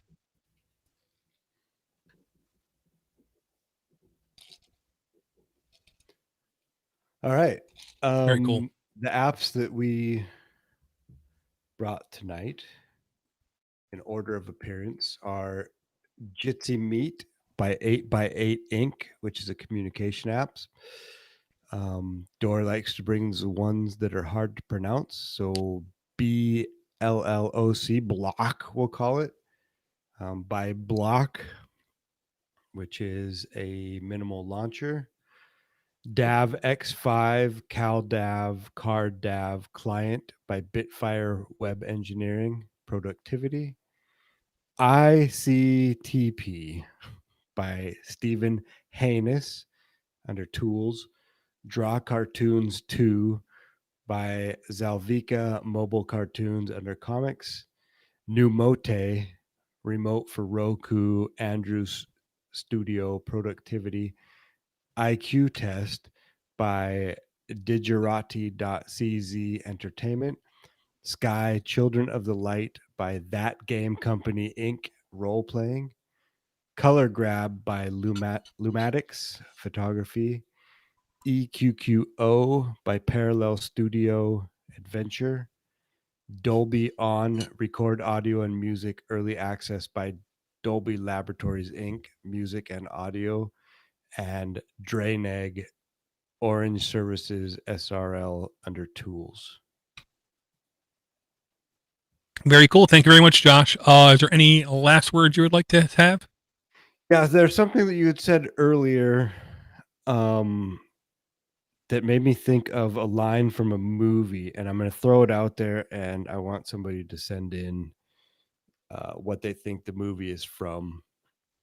And it's a giant robot, and the line is fish, plankton, and protein from the sea. Okay. I would like to thank everyone. I don't believe we actually had any emails that we missed, even though we haven't been on for at least a week or two. But I want to say thanks to everyone for any support you give to anybody in the network, and we're all family here. So I definitely thank Wiz W4XX, Rob, Red, Swift, Charles, and more than a couple of people who decided to come out this evening. I tried to keep up with the chat. It is made slightly easier to keep up with the chat thanks to OBS Remote on my Android device, to where I can change what scene is being shown on YouTube. And I learned about that app from Linux Gamecast, Ven Stone and the guys over at Linux Gamecast. If you are not opposed to hearing mature words and you're interested in Linux gaming whatsoever, you need to go check out Linux Gamecast. It's the least I can do is mention them for all the stuff that Ven has done for everybody else in podcasting. And also in the chat was Ivor's better looking twin brother, Eric. Oh. And Swift, that was a good chat tonight. Thanks, guys. Yeah, it was very good. And I'll say again, aaa@podnutz.com. Easy email, 7076 Podnut to send us a voicemail. Thank you for sharing any of our content. Thank you for sending any feedback in. The best thing you can do for us is not to leave a review on any platform. In reality, you're helping the platform. If you want to help us out, take the link, small, handcrafted, locally sourced link, and share that with someone you consider a friend, someone you consider smart, and say, hey, why don't you check this out? Because just giving a review on any platform has never helped any podcast whatsoever. Because ask yourself, when was the last time you said, let me go look for podcast? Oh, let me go look at these reviews below. That review really influenced me. No, it doesn't happen, okay? The only reason to leave a review is to help the platform where the review is on. I've been doing this for easily thousands of hours. I kind of know a thing or two. So when you hear a podcast say you want to help us out, leave a review, don't. Send them an email. Let them know you like them. Send an email. Let them know you care about them. But don't leave a review, okay? And with that, I thank everyone again for their support. Thank everyone for their feedback. Thank everyone for everything. And we'll hopefully talk to everyone again next week. Take it easy, everybody.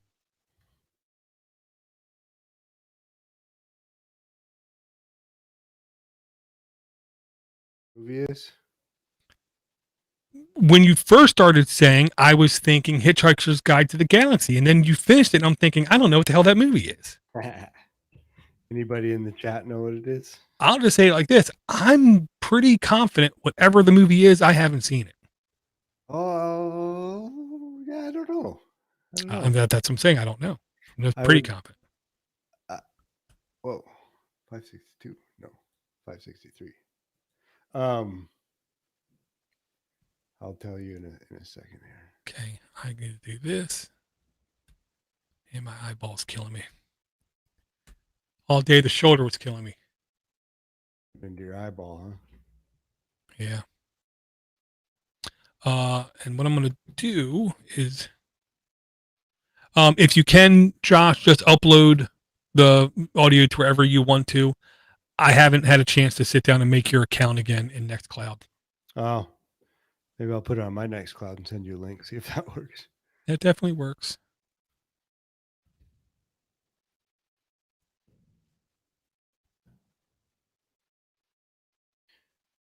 I don't think anyone's going to make a guess in the chat, which is disappointing to me.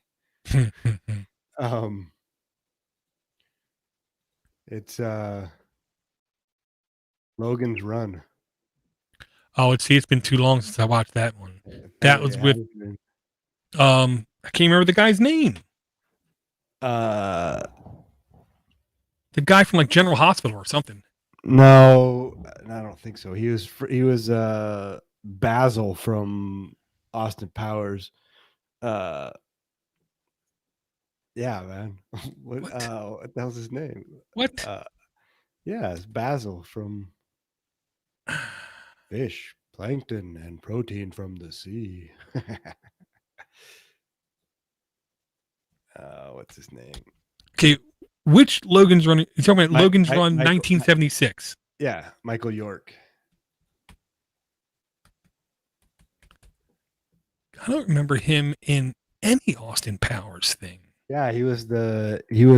Oh, he was in Logan's Run. I completely forgot. That's not the guy I'm thinking about, though. I didn't see my memory is completely diluted. I mean, like, yeah. See, I did not. For some reason, I didn't think it was him. I don't know who the hell I was thinking of. I wasn't thinking him. I have to watch that one again then. Yeah, it's good. It's really good. I do see more than a couple faces here that I really do like. Yeah. Roscoe Lee Brown. You look at him, you know you've seen him before in 100 different things. Laura Lindsay. I know I've seen her more than a couple things. Yeah, there's at least a couple more people here I know I've seen before. Yeah, literally, this came out in 76. I maybe watched it in like 82. I'll watch it again. It's great.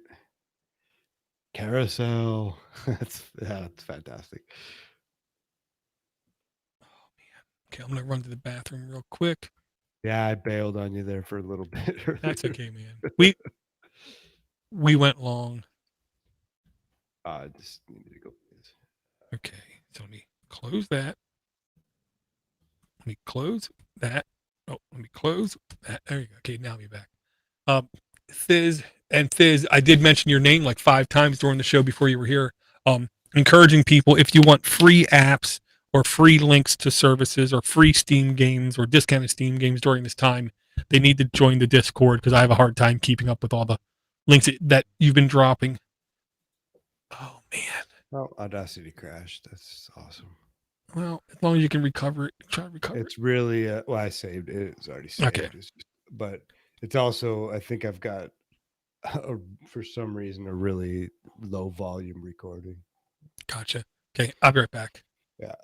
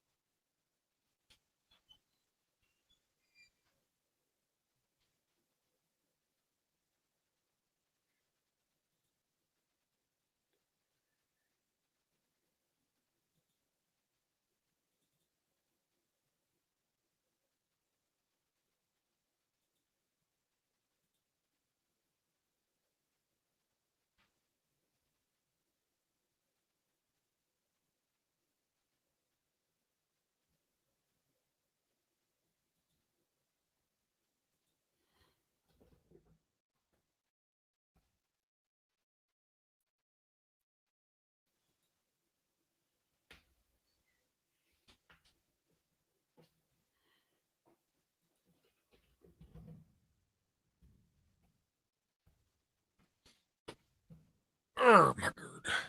Oh God. What I don't understand why. One thing I don't get, Josh, Mm-hmm. when you look at my video in Jitsi, do you see like a weird Person? Yeah. Oh, thing around the outside? Your video fills the screen perfectly. yeah. No, Completely I do. fills, I do. I see. It like blurs the edges and distort. Like your hand is lower. and I don't know why. I don't know why it's doing that. I don't know. I thought it was kind of cool. Well, it doesn't. It kind of messes with the Yeah, see if I do standard definition. Let's hit that. Looks Oh, kind of the maybe same. is it the same thing you were showing me with the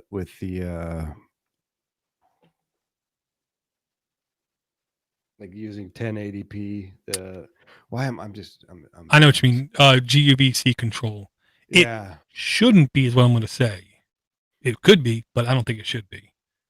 See, Because because it looks I good other than that. I know, but I changed the video quality from high quality down to low definition. I can't tell a difference looking at the other screen, so I'm confused. I don't know. I'll worry Well, about it later. I'm not going to I don't stress. know why my And we are still streaming live. yeah. I don't know why my audio is so Huh. quiet, very quiet. As long as it's consistent, it's okay. That's all that Yeah, matters. no, it's seems consistent. I guess I could try to do an intro too. If Oh yeah, that'd be nice. do something valuable for this show. Damn it! Do you know what I didn't know, Josh? What's that? That session, private communicator, whatever it was called. Yeah. I didn't know it basically copied the entire Signal code base as like a jumping off point to their code, which makes me feel better about it. Yeah, no kidding. Wow, it's so quiet. Don't worry about it, man. Don't worry about it, man. No, but I mean, I'd like to know why. Maybe Well, I don't know. Might have just. I'll just say I try to never mess with a single knob in software. I only try to mess with the hardware knobs. Just because software knobs, you get an update through the OS and it can change what defaults act like. Well, the only thing I had to do was like I've been helping other people with audio and video, and they couldn't hear the microphone so well, so I was adjusting that. Yeah, I do like this DIY Raspberry Pi Brewery thing. and I thought about that before too. Trying to automate. I haven't brewed in a couple of years now, but I do find the whole process intriguing. It's, it's like science. Yeah, it's completely science. It's interactive science where you are the scientist. playing around. Right, and you can, I mean, every aspect, from the amount of oxygen that you allow in to the time that you boil, to the time that you mash, to the temperatures that you mash, it's all creating different lengths of Right. sugar chains. And it's all tweakable.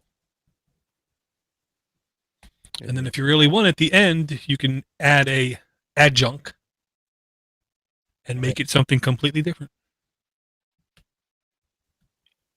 Throw some dry hops in there as well. Mm-hmm. Some imperial hops, yeah. I ain't no dummy. I still don't really understand the difference between a hop and an imperial hop, but no, I think that it's just a matter of I don't know. I think imperial hops might just be older.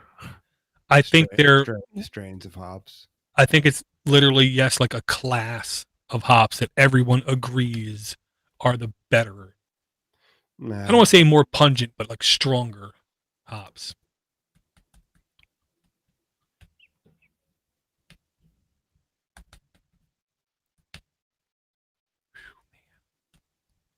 I tell you, man, my shoulder is driving me nuts. Yeah, that sucks. Well, I know, but I keep telling the wife, look, it could be worse. It's a little bit of pain. I've lived my entire life with pain. There's nothing different here. Nothing to see here. Move along.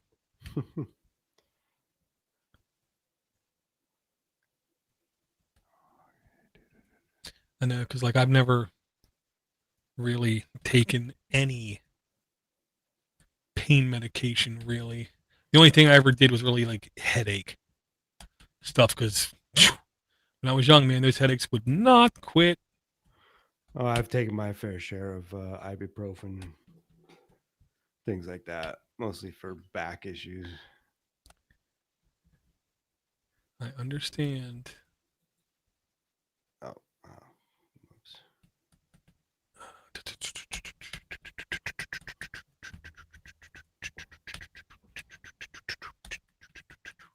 And I am like, again, like, I'm sometimes reminded of just how incompetent the average fella is when it comes to podcasts when I look at their notes. And I just like shrug my shoulders, like, what the hell is this? This was written by like a 3-year-old. That was one of the things I did before we started. Was I wanted to see the show notes for the Security Now. Yeah. Oh yeah. Yeah. He's a pro. Yeah. But I mean, what else? He does some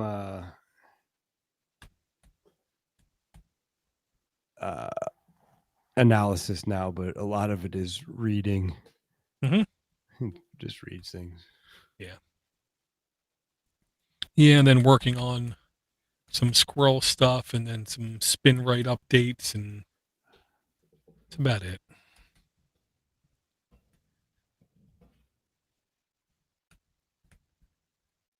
Yeah, but I mean, and like, the world needed a Richard Stallman for a reason, as like the canary in the coal mine kind of thing. Not that, we would die from the same afflictions, but I know when he dies, I should start paying attention, kind of thing. Moxie Marlinspike to me is the same kind of way, where I don't have to adhere to everything he believes in, kind of thing, but somebody like him out there, I think, is better than not having him out there. Well, like I told you before, Gibson was just a little bit too giddy about this. I know the technology is great. Well, no. You know why he's giddy? He's old. Every old person is much more reactive to this, aka every politician, because they're old. The older the politician, the more they insist that all this has to be done right now, or else the world's going to end. We're all going to die. Yeah, well, but I also see him being like just loving the technology. Yeah. You know, Well, yeah. that's part of his thing. For the longest time, he believed that like certain technology was just infallible. It's just perfect technology. You know, it's like, no, everything's fallible, man.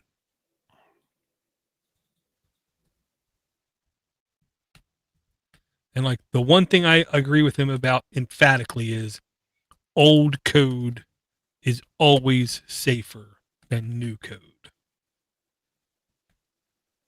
Just because new code hasn't been pounded on.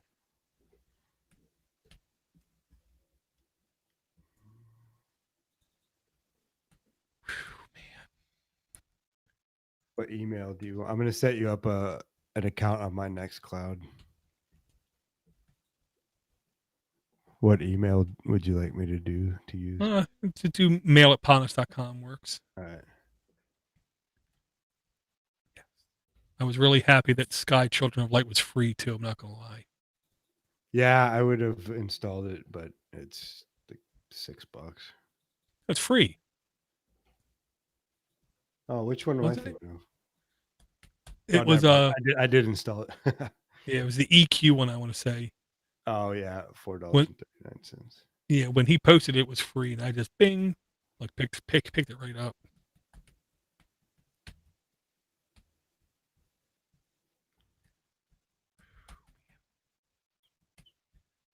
I tell you what, man, I got some bad eyes.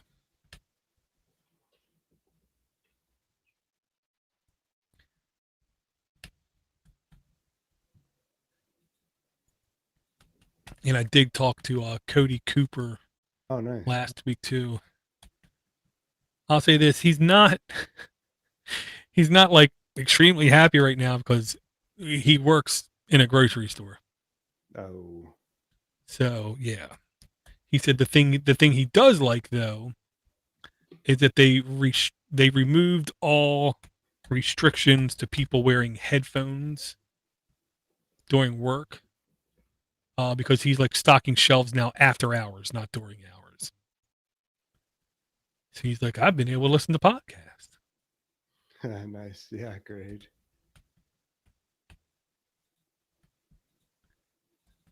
I know, like that's one thing I like about being like truly orphaned on my job's organization chart is that, you know, nobody really bothers me.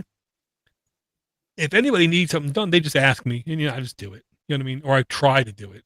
But I'm not like constantly drawn in, asked really stupid questions. So I can sit there literally 6 hours out of the working day just listening to podcast.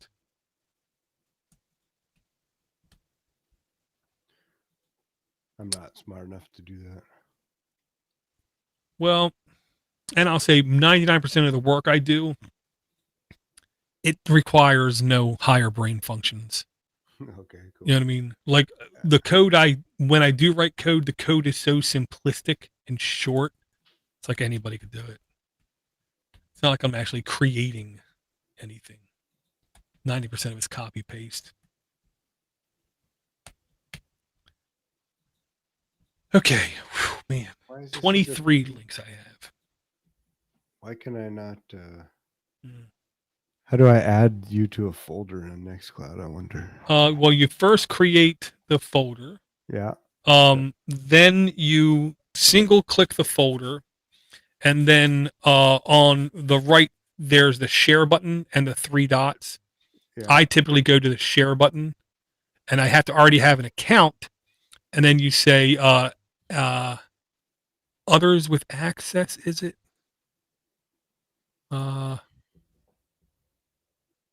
Add to a project? Where is this now? Dang it. Add to a project. Let me see. It has to be that, right? Yeah, well, it seems like it'd be easier than this. It was, I'll say. They just changed it. users access to this folder. Okay. Sharing. Okay. Right below sharing is a text box. Just start typing the username in the text box. And it should like automatically search for groups or people.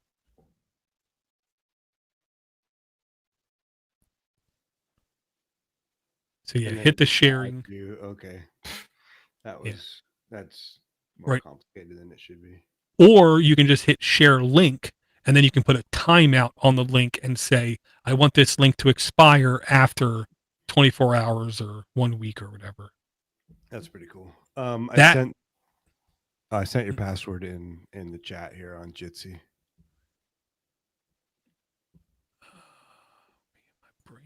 My brain.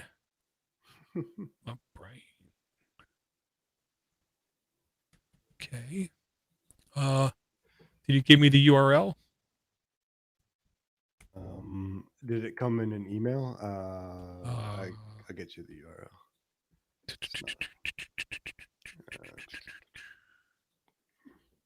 Nope, I do not see. Should have gone. Oh, geez, something. Well, I'll say in Nextcloud, you have to have the back end email set up, which has always been a pain for me to do.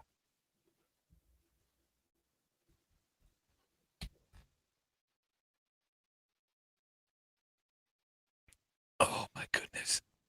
There's the link. Okay. Yeah. To me, the best reason to listen to podcast is if you have a horrible commute to work. Yeah. Oh man, because it can literally make the stresses of commuting. I don't want to say painless, but dang near painless is what I'll say. Yeah, commutes, or if you exercise, which I heard some people do, and I don't know, crazy people. That's what I gotta say. Yeah, if I did exercise, trust me, because you can only because the bad thing about exercising is if you listen to something with too fast of a pace in music. I mean, you'll work too hard. You'll hurt yourself. Yeah, it's when I was younger and more naive than I am now. I once told a friend of mine that music is a filler. Huh. And it's just, I mean, I like music as well, but it's just a background, whereas podcasts are more interactive to me in making you think and actually learning from something. You can learn from music, but not in the same way, obviously. Yeah, man. See, one is physical, one is metaphysical. Music is never going to teach you like how to like build a house. You know what I mean? There's no instructional music. It can help you mentally, kind of thing. And you know, I've the House of the Rising Sun, man. Yeah. I mean, and I've listened to my fair share of music. I'm the guy that used to churn through AA batteries in my Walkman, listening to tapes so much that literally the tape would like develop cracks and pops and snaps because I listened to the damn cassette so much. And it served its purpose, is the way I'll put it. Sometimes to get me riled and excited, sometimes to get me calmed down.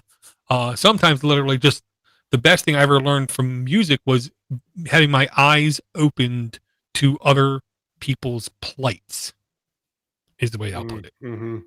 Well, yeah, for sure. Yeah, like oh god, no, what's the word? I can't remember now what the word is. Social, not judging. Oh god, I can't remember the word. Dang it. What are you trying to say? What? Like today, you have incredibly craptastic music like Taylor Swift, that does absolutely no like critical looking at culture, society, industries, governments. Where I believe back in the day, a lot of music from the Ramones to Ice-T. social commentary. Social commentary, where they would literally try to break down things that they believed were unjust. Yeah, or tell their story in real time. Like, Yeah. this is what is actually happening in my hood. Right. Or over the pond or whatever. Where a lot of stuff I listen to, let me rephrase that. A lot of the stuff that I am aware of today is unbelievably sugar coated and just like K-pop. PC. Be so PC, I puke in my mouth kind of thing. Just so bad. Oh, so bad. Yeah, because like one of the stations the wife listens to, she literally turns the radio on, and I like, what year is this? You know, do you want to hand crank the car to start it while you're at it? I mean, radio, God, it is so bad. Oh, it is so bad, and they are so unbelievably, obnoxiously politically correct. The one person on the radio I picture being that meme picture of the white woman with the brown hair and the thick glasses pointing and almost like spewing spit out of her mouth. She's screaming so loud. That's the impression I get from some of the songs we listen to. It's like such political correctness. And I understand the road to hell is paved with good intentions. Political correctness, I believe, comes from a great place, a place of wanting utter equality. But then they don't understand what the cost is to everybody. You know, Yeah. all that glitters ain't gold. Did I not export? I don't think I exported. I'm gonna try to do an intro here real quick. Okay.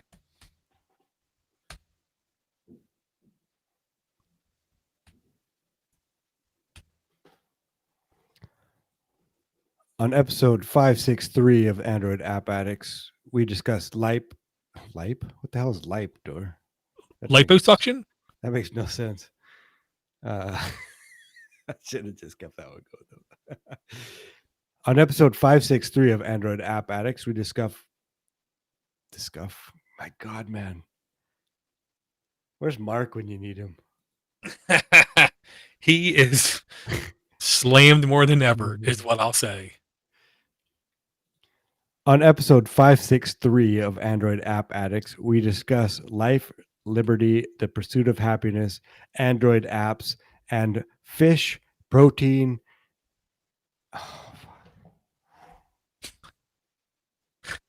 You were so close. yeah, it was too. I just want to get that in there. I don't know why I'm stuck on the Logan's Run right now.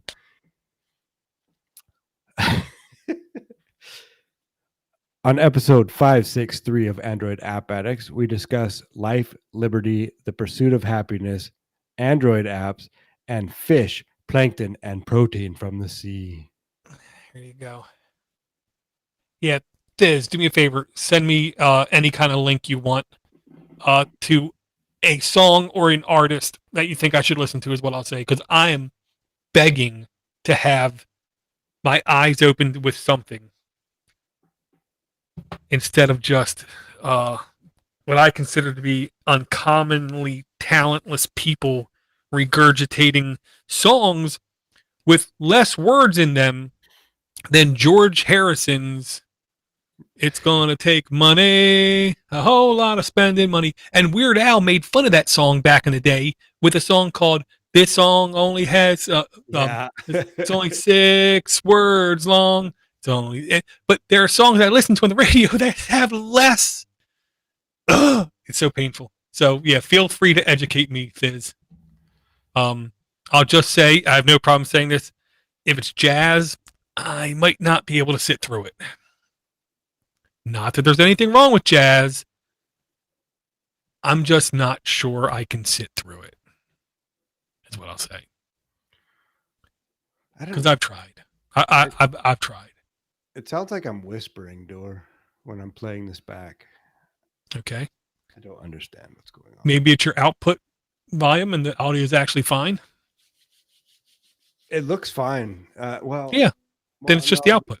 I don't know. How's it sound? Anybody in the chat? Is it What I hear sounds perfectly fine. I'll say that. okay? Because the output from you sounds fine too. I don't know. Yeah, Clear Channel Media. Yes, Clear Channel Media needs to have something happen to them so they get wiped out of existence. What is that? I don't even know. Clear Channel.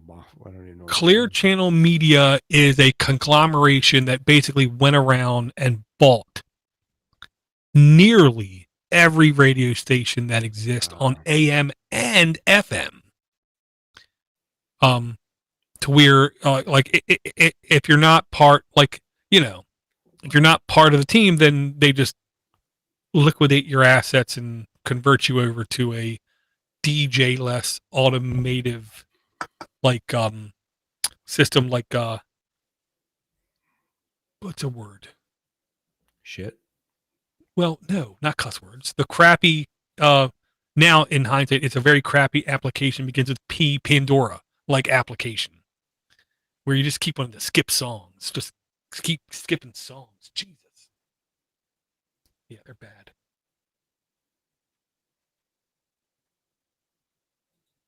Were you able to get that Nextcloud? Yeah. Okay. Sweet. Mhm. All right. I just put the intro in there as well. Okay. Nice. That's good. To know. Oh yeah, cool. For some reason, there's a README in there. Yeah. What is that? I don't know. I'm not reading it. In Markdown. I don't want to know. I'll read it. Ignorance is bliss. It's oh no. Oh, it's a blank. Copy. It's a blank Markdown. You've just been infected. Maybe. Now it created it when I created the file or the. Gotcha. Wait, what? Maybe I have been infected. How's that possible? Cool. Well, now you're infected too. Not me. I didn't open up the text file.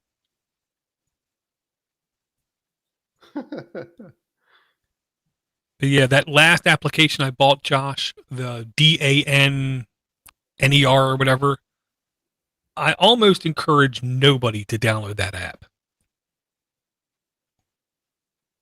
All right. Yeah. See, that's the one I missed. I was taking a piss and. Yeah. DRAENEG, because literally it will sniff any web page or application on your phone and tell you like everything it's doing. And sometimes you really don't want to know. Yeah. I loaded it. I had loaded like 2 apps on it, and I said, huh. I just uninstall this app. Really? I don't want to know.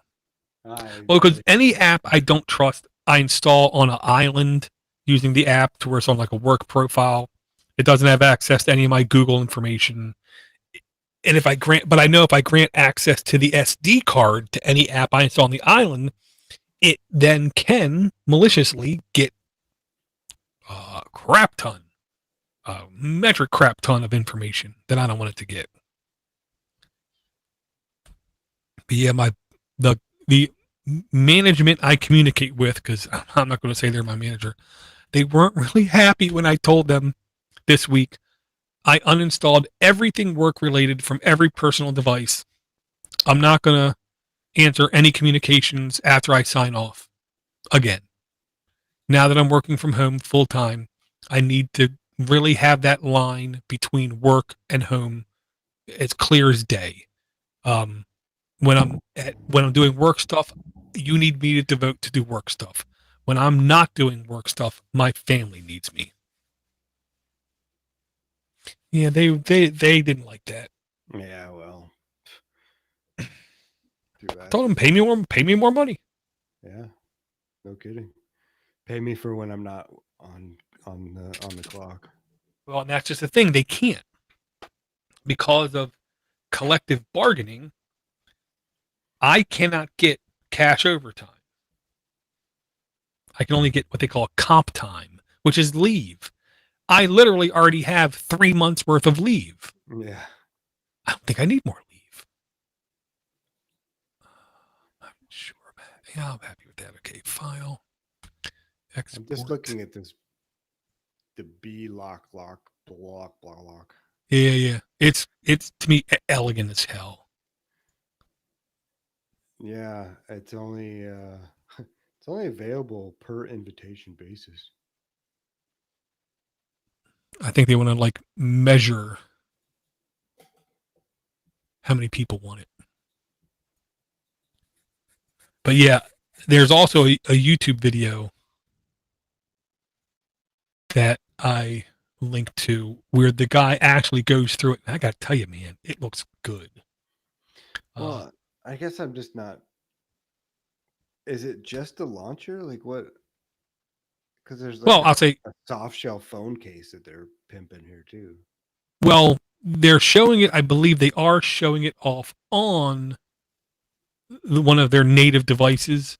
It is essentially a home screen replacement, but it tries to do more than just give you an app drawer and icons. I mean, it's hard for me to really say exactly what it is, except it's trying to mix. It's trying to gingerly mix well-being type apps with something that like Johnny Ive, like elegance that they try to have. And it's, to me, I like text-driven things with minimal graphics and square edges kind of thing. And that's what this seems like it has, a lot of that. But how is their hardware? Hardware is not compatible with anything in North America, I'm pretty sure. Yeah, Pretty sure it was a EU thing. Yeah, they're charging in euros, but the Z18 smartphone. I believe it's German. I saw a really good video. It was oh God, Conan O'Brien interviewing some German guy. And Conan O'Brien said, "So, are you upset? Like, when you watch movies from Hollywood and, it seems like whenever there's a German person, they're like the bad guy." And the German guy said, maybe you need to do like a little Wikipedia on the history of Germany. I'm like, oh, damn. You don't understand. Yeah. Wow. That's self-realization. Oh no, man, that's the way the Germans are, though. Like it's still, and that's why I like them. It's still, yeah, but every German I've met, I like.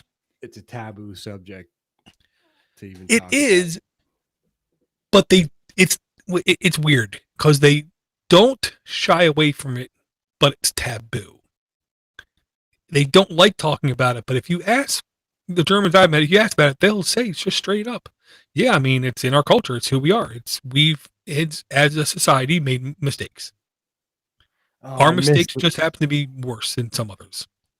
I missed part of the I screwed it up. Missed part of it. Air.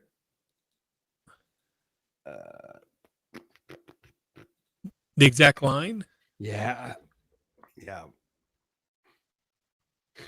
man.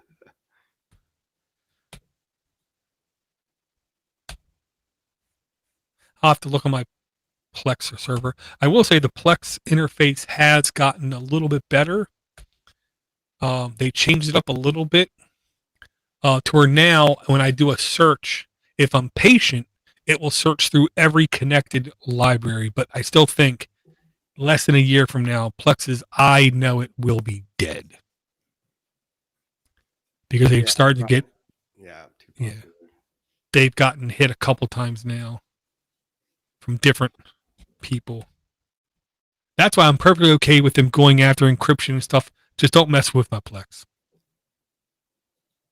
Because for now, it's still doing really good. I've never used Plex Store. Well, I'll say pretty soon you won't have to. Pretty soon, there's right now 2 or 3 open source things that are self-hostable that get really close to as nice as Plex. The differences with all of them I've seen so far, if I want to browse your library, I have to implicitly exit my library, go to your public-facing URL and access it directly. So you can't like mount both. Not that I've ever seen in any of the open source ones. Which, we had in IRC in one of the rooms I'm in the other day, we had a Israeli, I think he was Israeli hip hop artist who wouldn't stop spamming the channel with his stuff, talking about how your government's corrupt, blah, blah, blah, blah, blah. To which I just replied, what government isn't corrupt? Perfection is unobtainable. If you think it is obtainable, you're deluded. To which, of course, he just started cussing. Yeah, I mean, we're never going to have perfect. It ain't going to happen. Utopia doesn't exist. Like, try to explain to my kid, I said, a lot of people hate the fact that the Constitution says, near the very beginning, the U.S. Constitution says, in order to create a more perfect union. Well, more perfect doesn't exist. More perfect doesn't exist. And what to me is that is them admitting perfection is not possible, but they want to get closer to it, kind of thing. So I'm okay with people trying to better themselves. I'm okay with things trying to become better. I don't like things that insist that they already are perfect. Yeah, well, that's... But I am married, so. Tell you one thing I was disappointed in today was the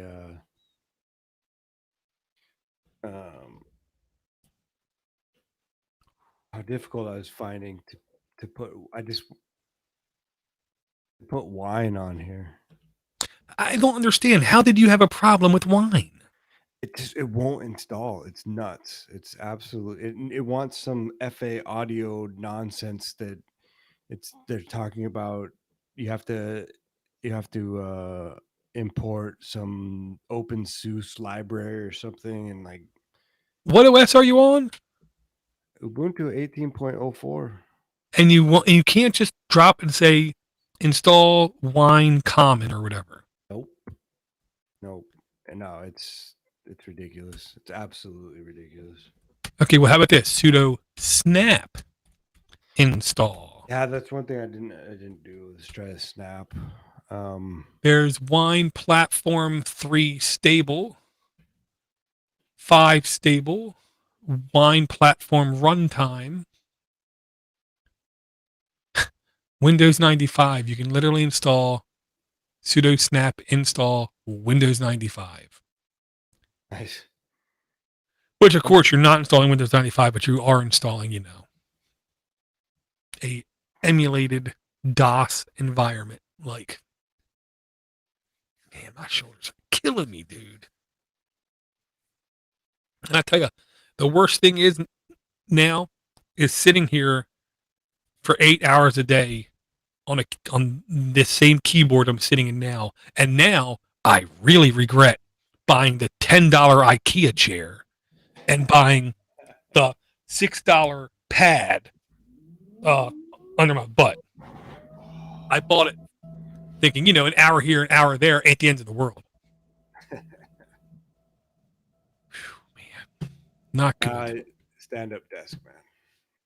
Being able to stand up for a while is crucial. Well, I have the kids on an hour schedule. Every hour they shift. So every half an hour, I literally get up, walk up the steps, check on the one. If the wife's here, check on the wife, refill the water because I'm a beverage holic, and then come back down. So I constantly get up.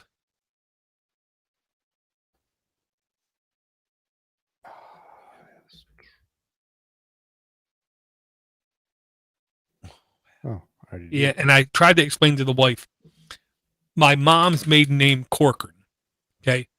The Corcorans back in Ireland for 6 generations, including the ones that are there now, every male that plays rugby are all-star players, right, in their small division, but every single one of them have to retire before the age of 30 with massive shoulder injuries. My brother had massive shoulder surgery when he was young. And I just got lucky to where mine waited a little bit longer, but now it's like I have no choice. I have to have surgery. This stuff's killing me. Yeah, it sucks. Well, and I keep telling her, look, it could be worse. It could be worse. I could be in a wheelchair or something. I'm not. It's just a little pain. You know, like Bob Marley said, everything's going to be all right. Tweet like a bird. So, I'll tell you when it sucks is sleeping. Or not. Yeah, waking up in the middle of the night because you roll over and your shoulder comes partially out of socket and like snaps, pops, cracks. Hurts like a... Yeah. Yep. And I told her, look, I'm really happy I'm not an addict of narcotics because pretty sure right now I would be incomprehensible.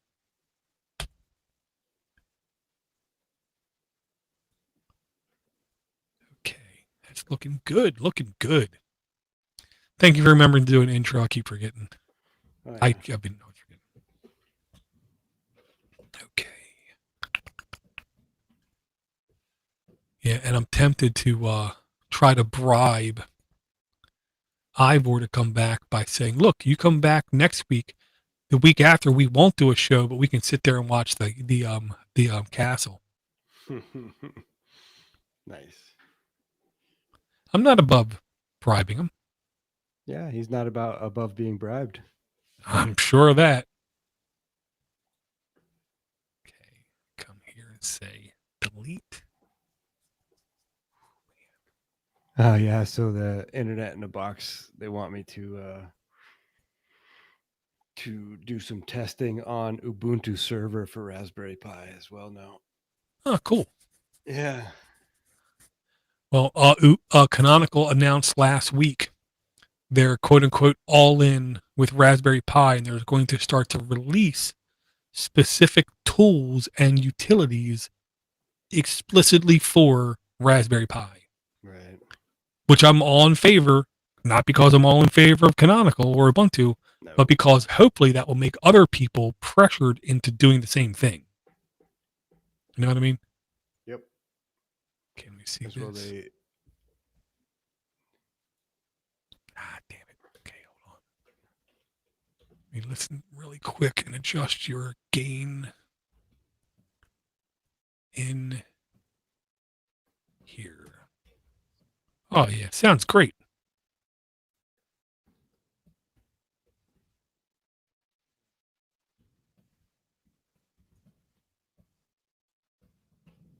Yeah, sounds fine, I think. Okay. Scroll out. Whew. Control A. Bada bing. Boom. Okay, now I got to find the actual intro to the show. There you go, right there.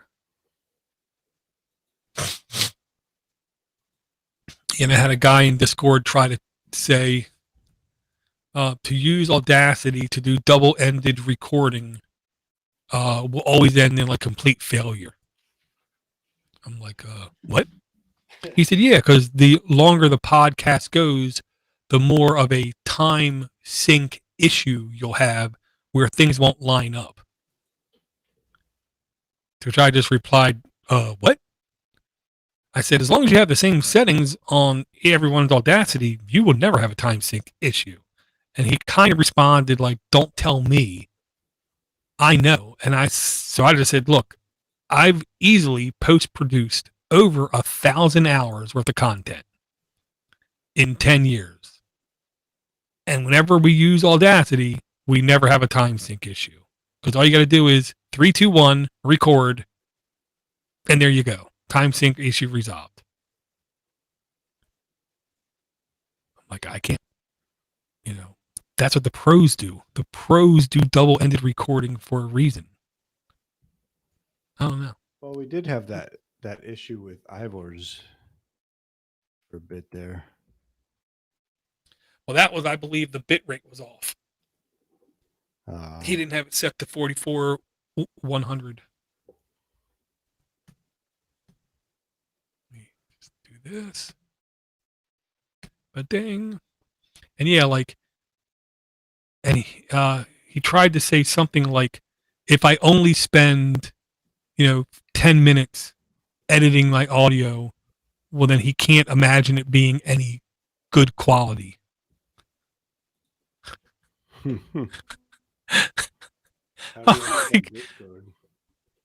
And then he said, we use Discord. Yes, I know. I can tell because it doesn't sound good. What do you mean? I said, well, Discord does compression. Discord does three things. It does compression, it does gain adjustment, and it does noise cancellation. All of them damage the human voice with the goal of making everything else not as intrusive. And they didn't get that. I said, you might as well use Mumble. At least that uses Opus. And he said, we used TeamSpeak before. Yeah, I'd like to participate in Discord a bit more. I'll definitely try to do that. I'll say it's the busiest, in air quotes, place that I know of that we've ever had, kind of thing. And with that said, it's not really busy. You know what I mean? I might post 3 or 4 things a day. Fizz might post 3 or 4 things a day. Charles SEJ will pop in every day or two, say a couple things. Every now and then, I Love Tiki will post some really cool pictures or some really cool YouTube videos, like maybe once or twice a week. But for the most part, it's just quiet. But the best thing about it is you can literally individually say in each one of these rooms or channels, permanently mute, only show me when they say my name or stuff like that. So it's as quiet or loud as you want to be, is what I'll say. Man. Crikey, man. One, I'll say, stupid extension that I really am liking.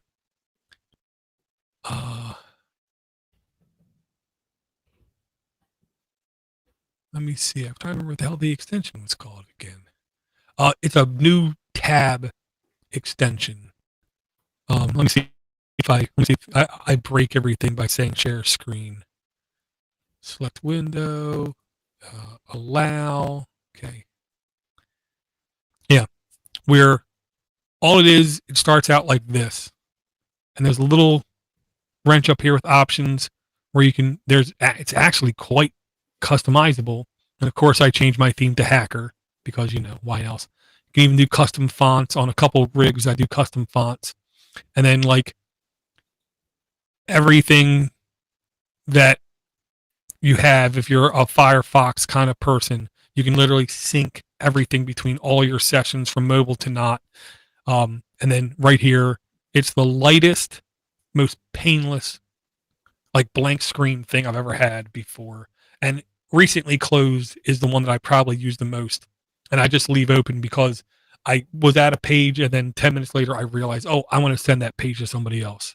But I can't remember the damn name of this plugin. Let me see. It says it on there, right on there, doesn't it? HNTP?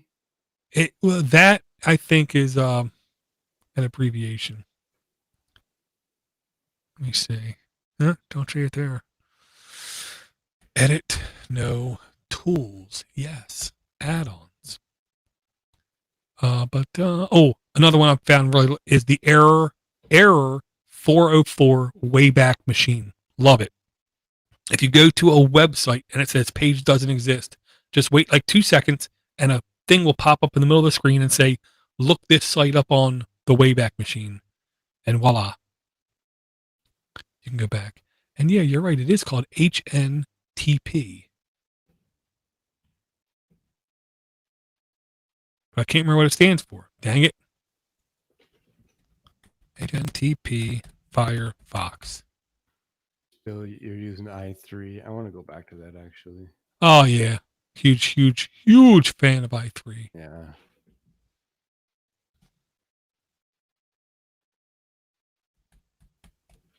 I was using Awesome for the longest time, but then it looked like they were going to not continue.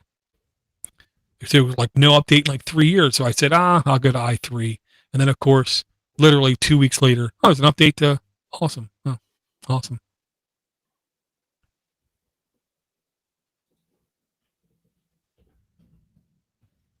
Yeah, it's literally just called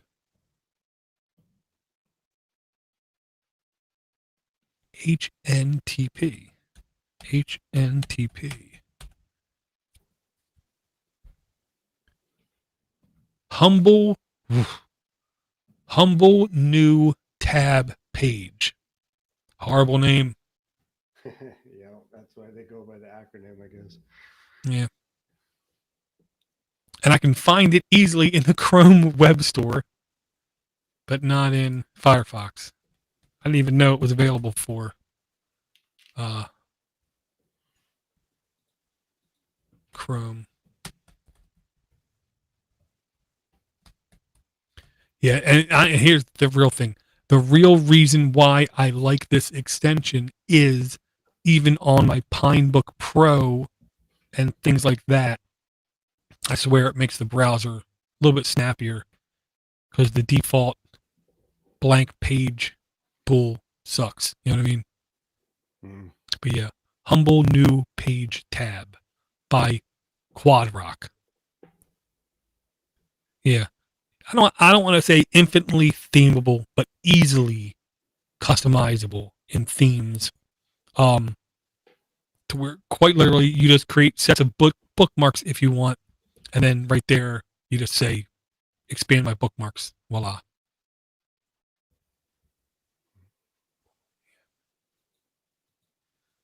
All right, I'm gonna kill the live stream here. Thank you guys for coming out. Yeah, later, guys. That was fun. Okay, come over here because I gotta go to the bathroom again because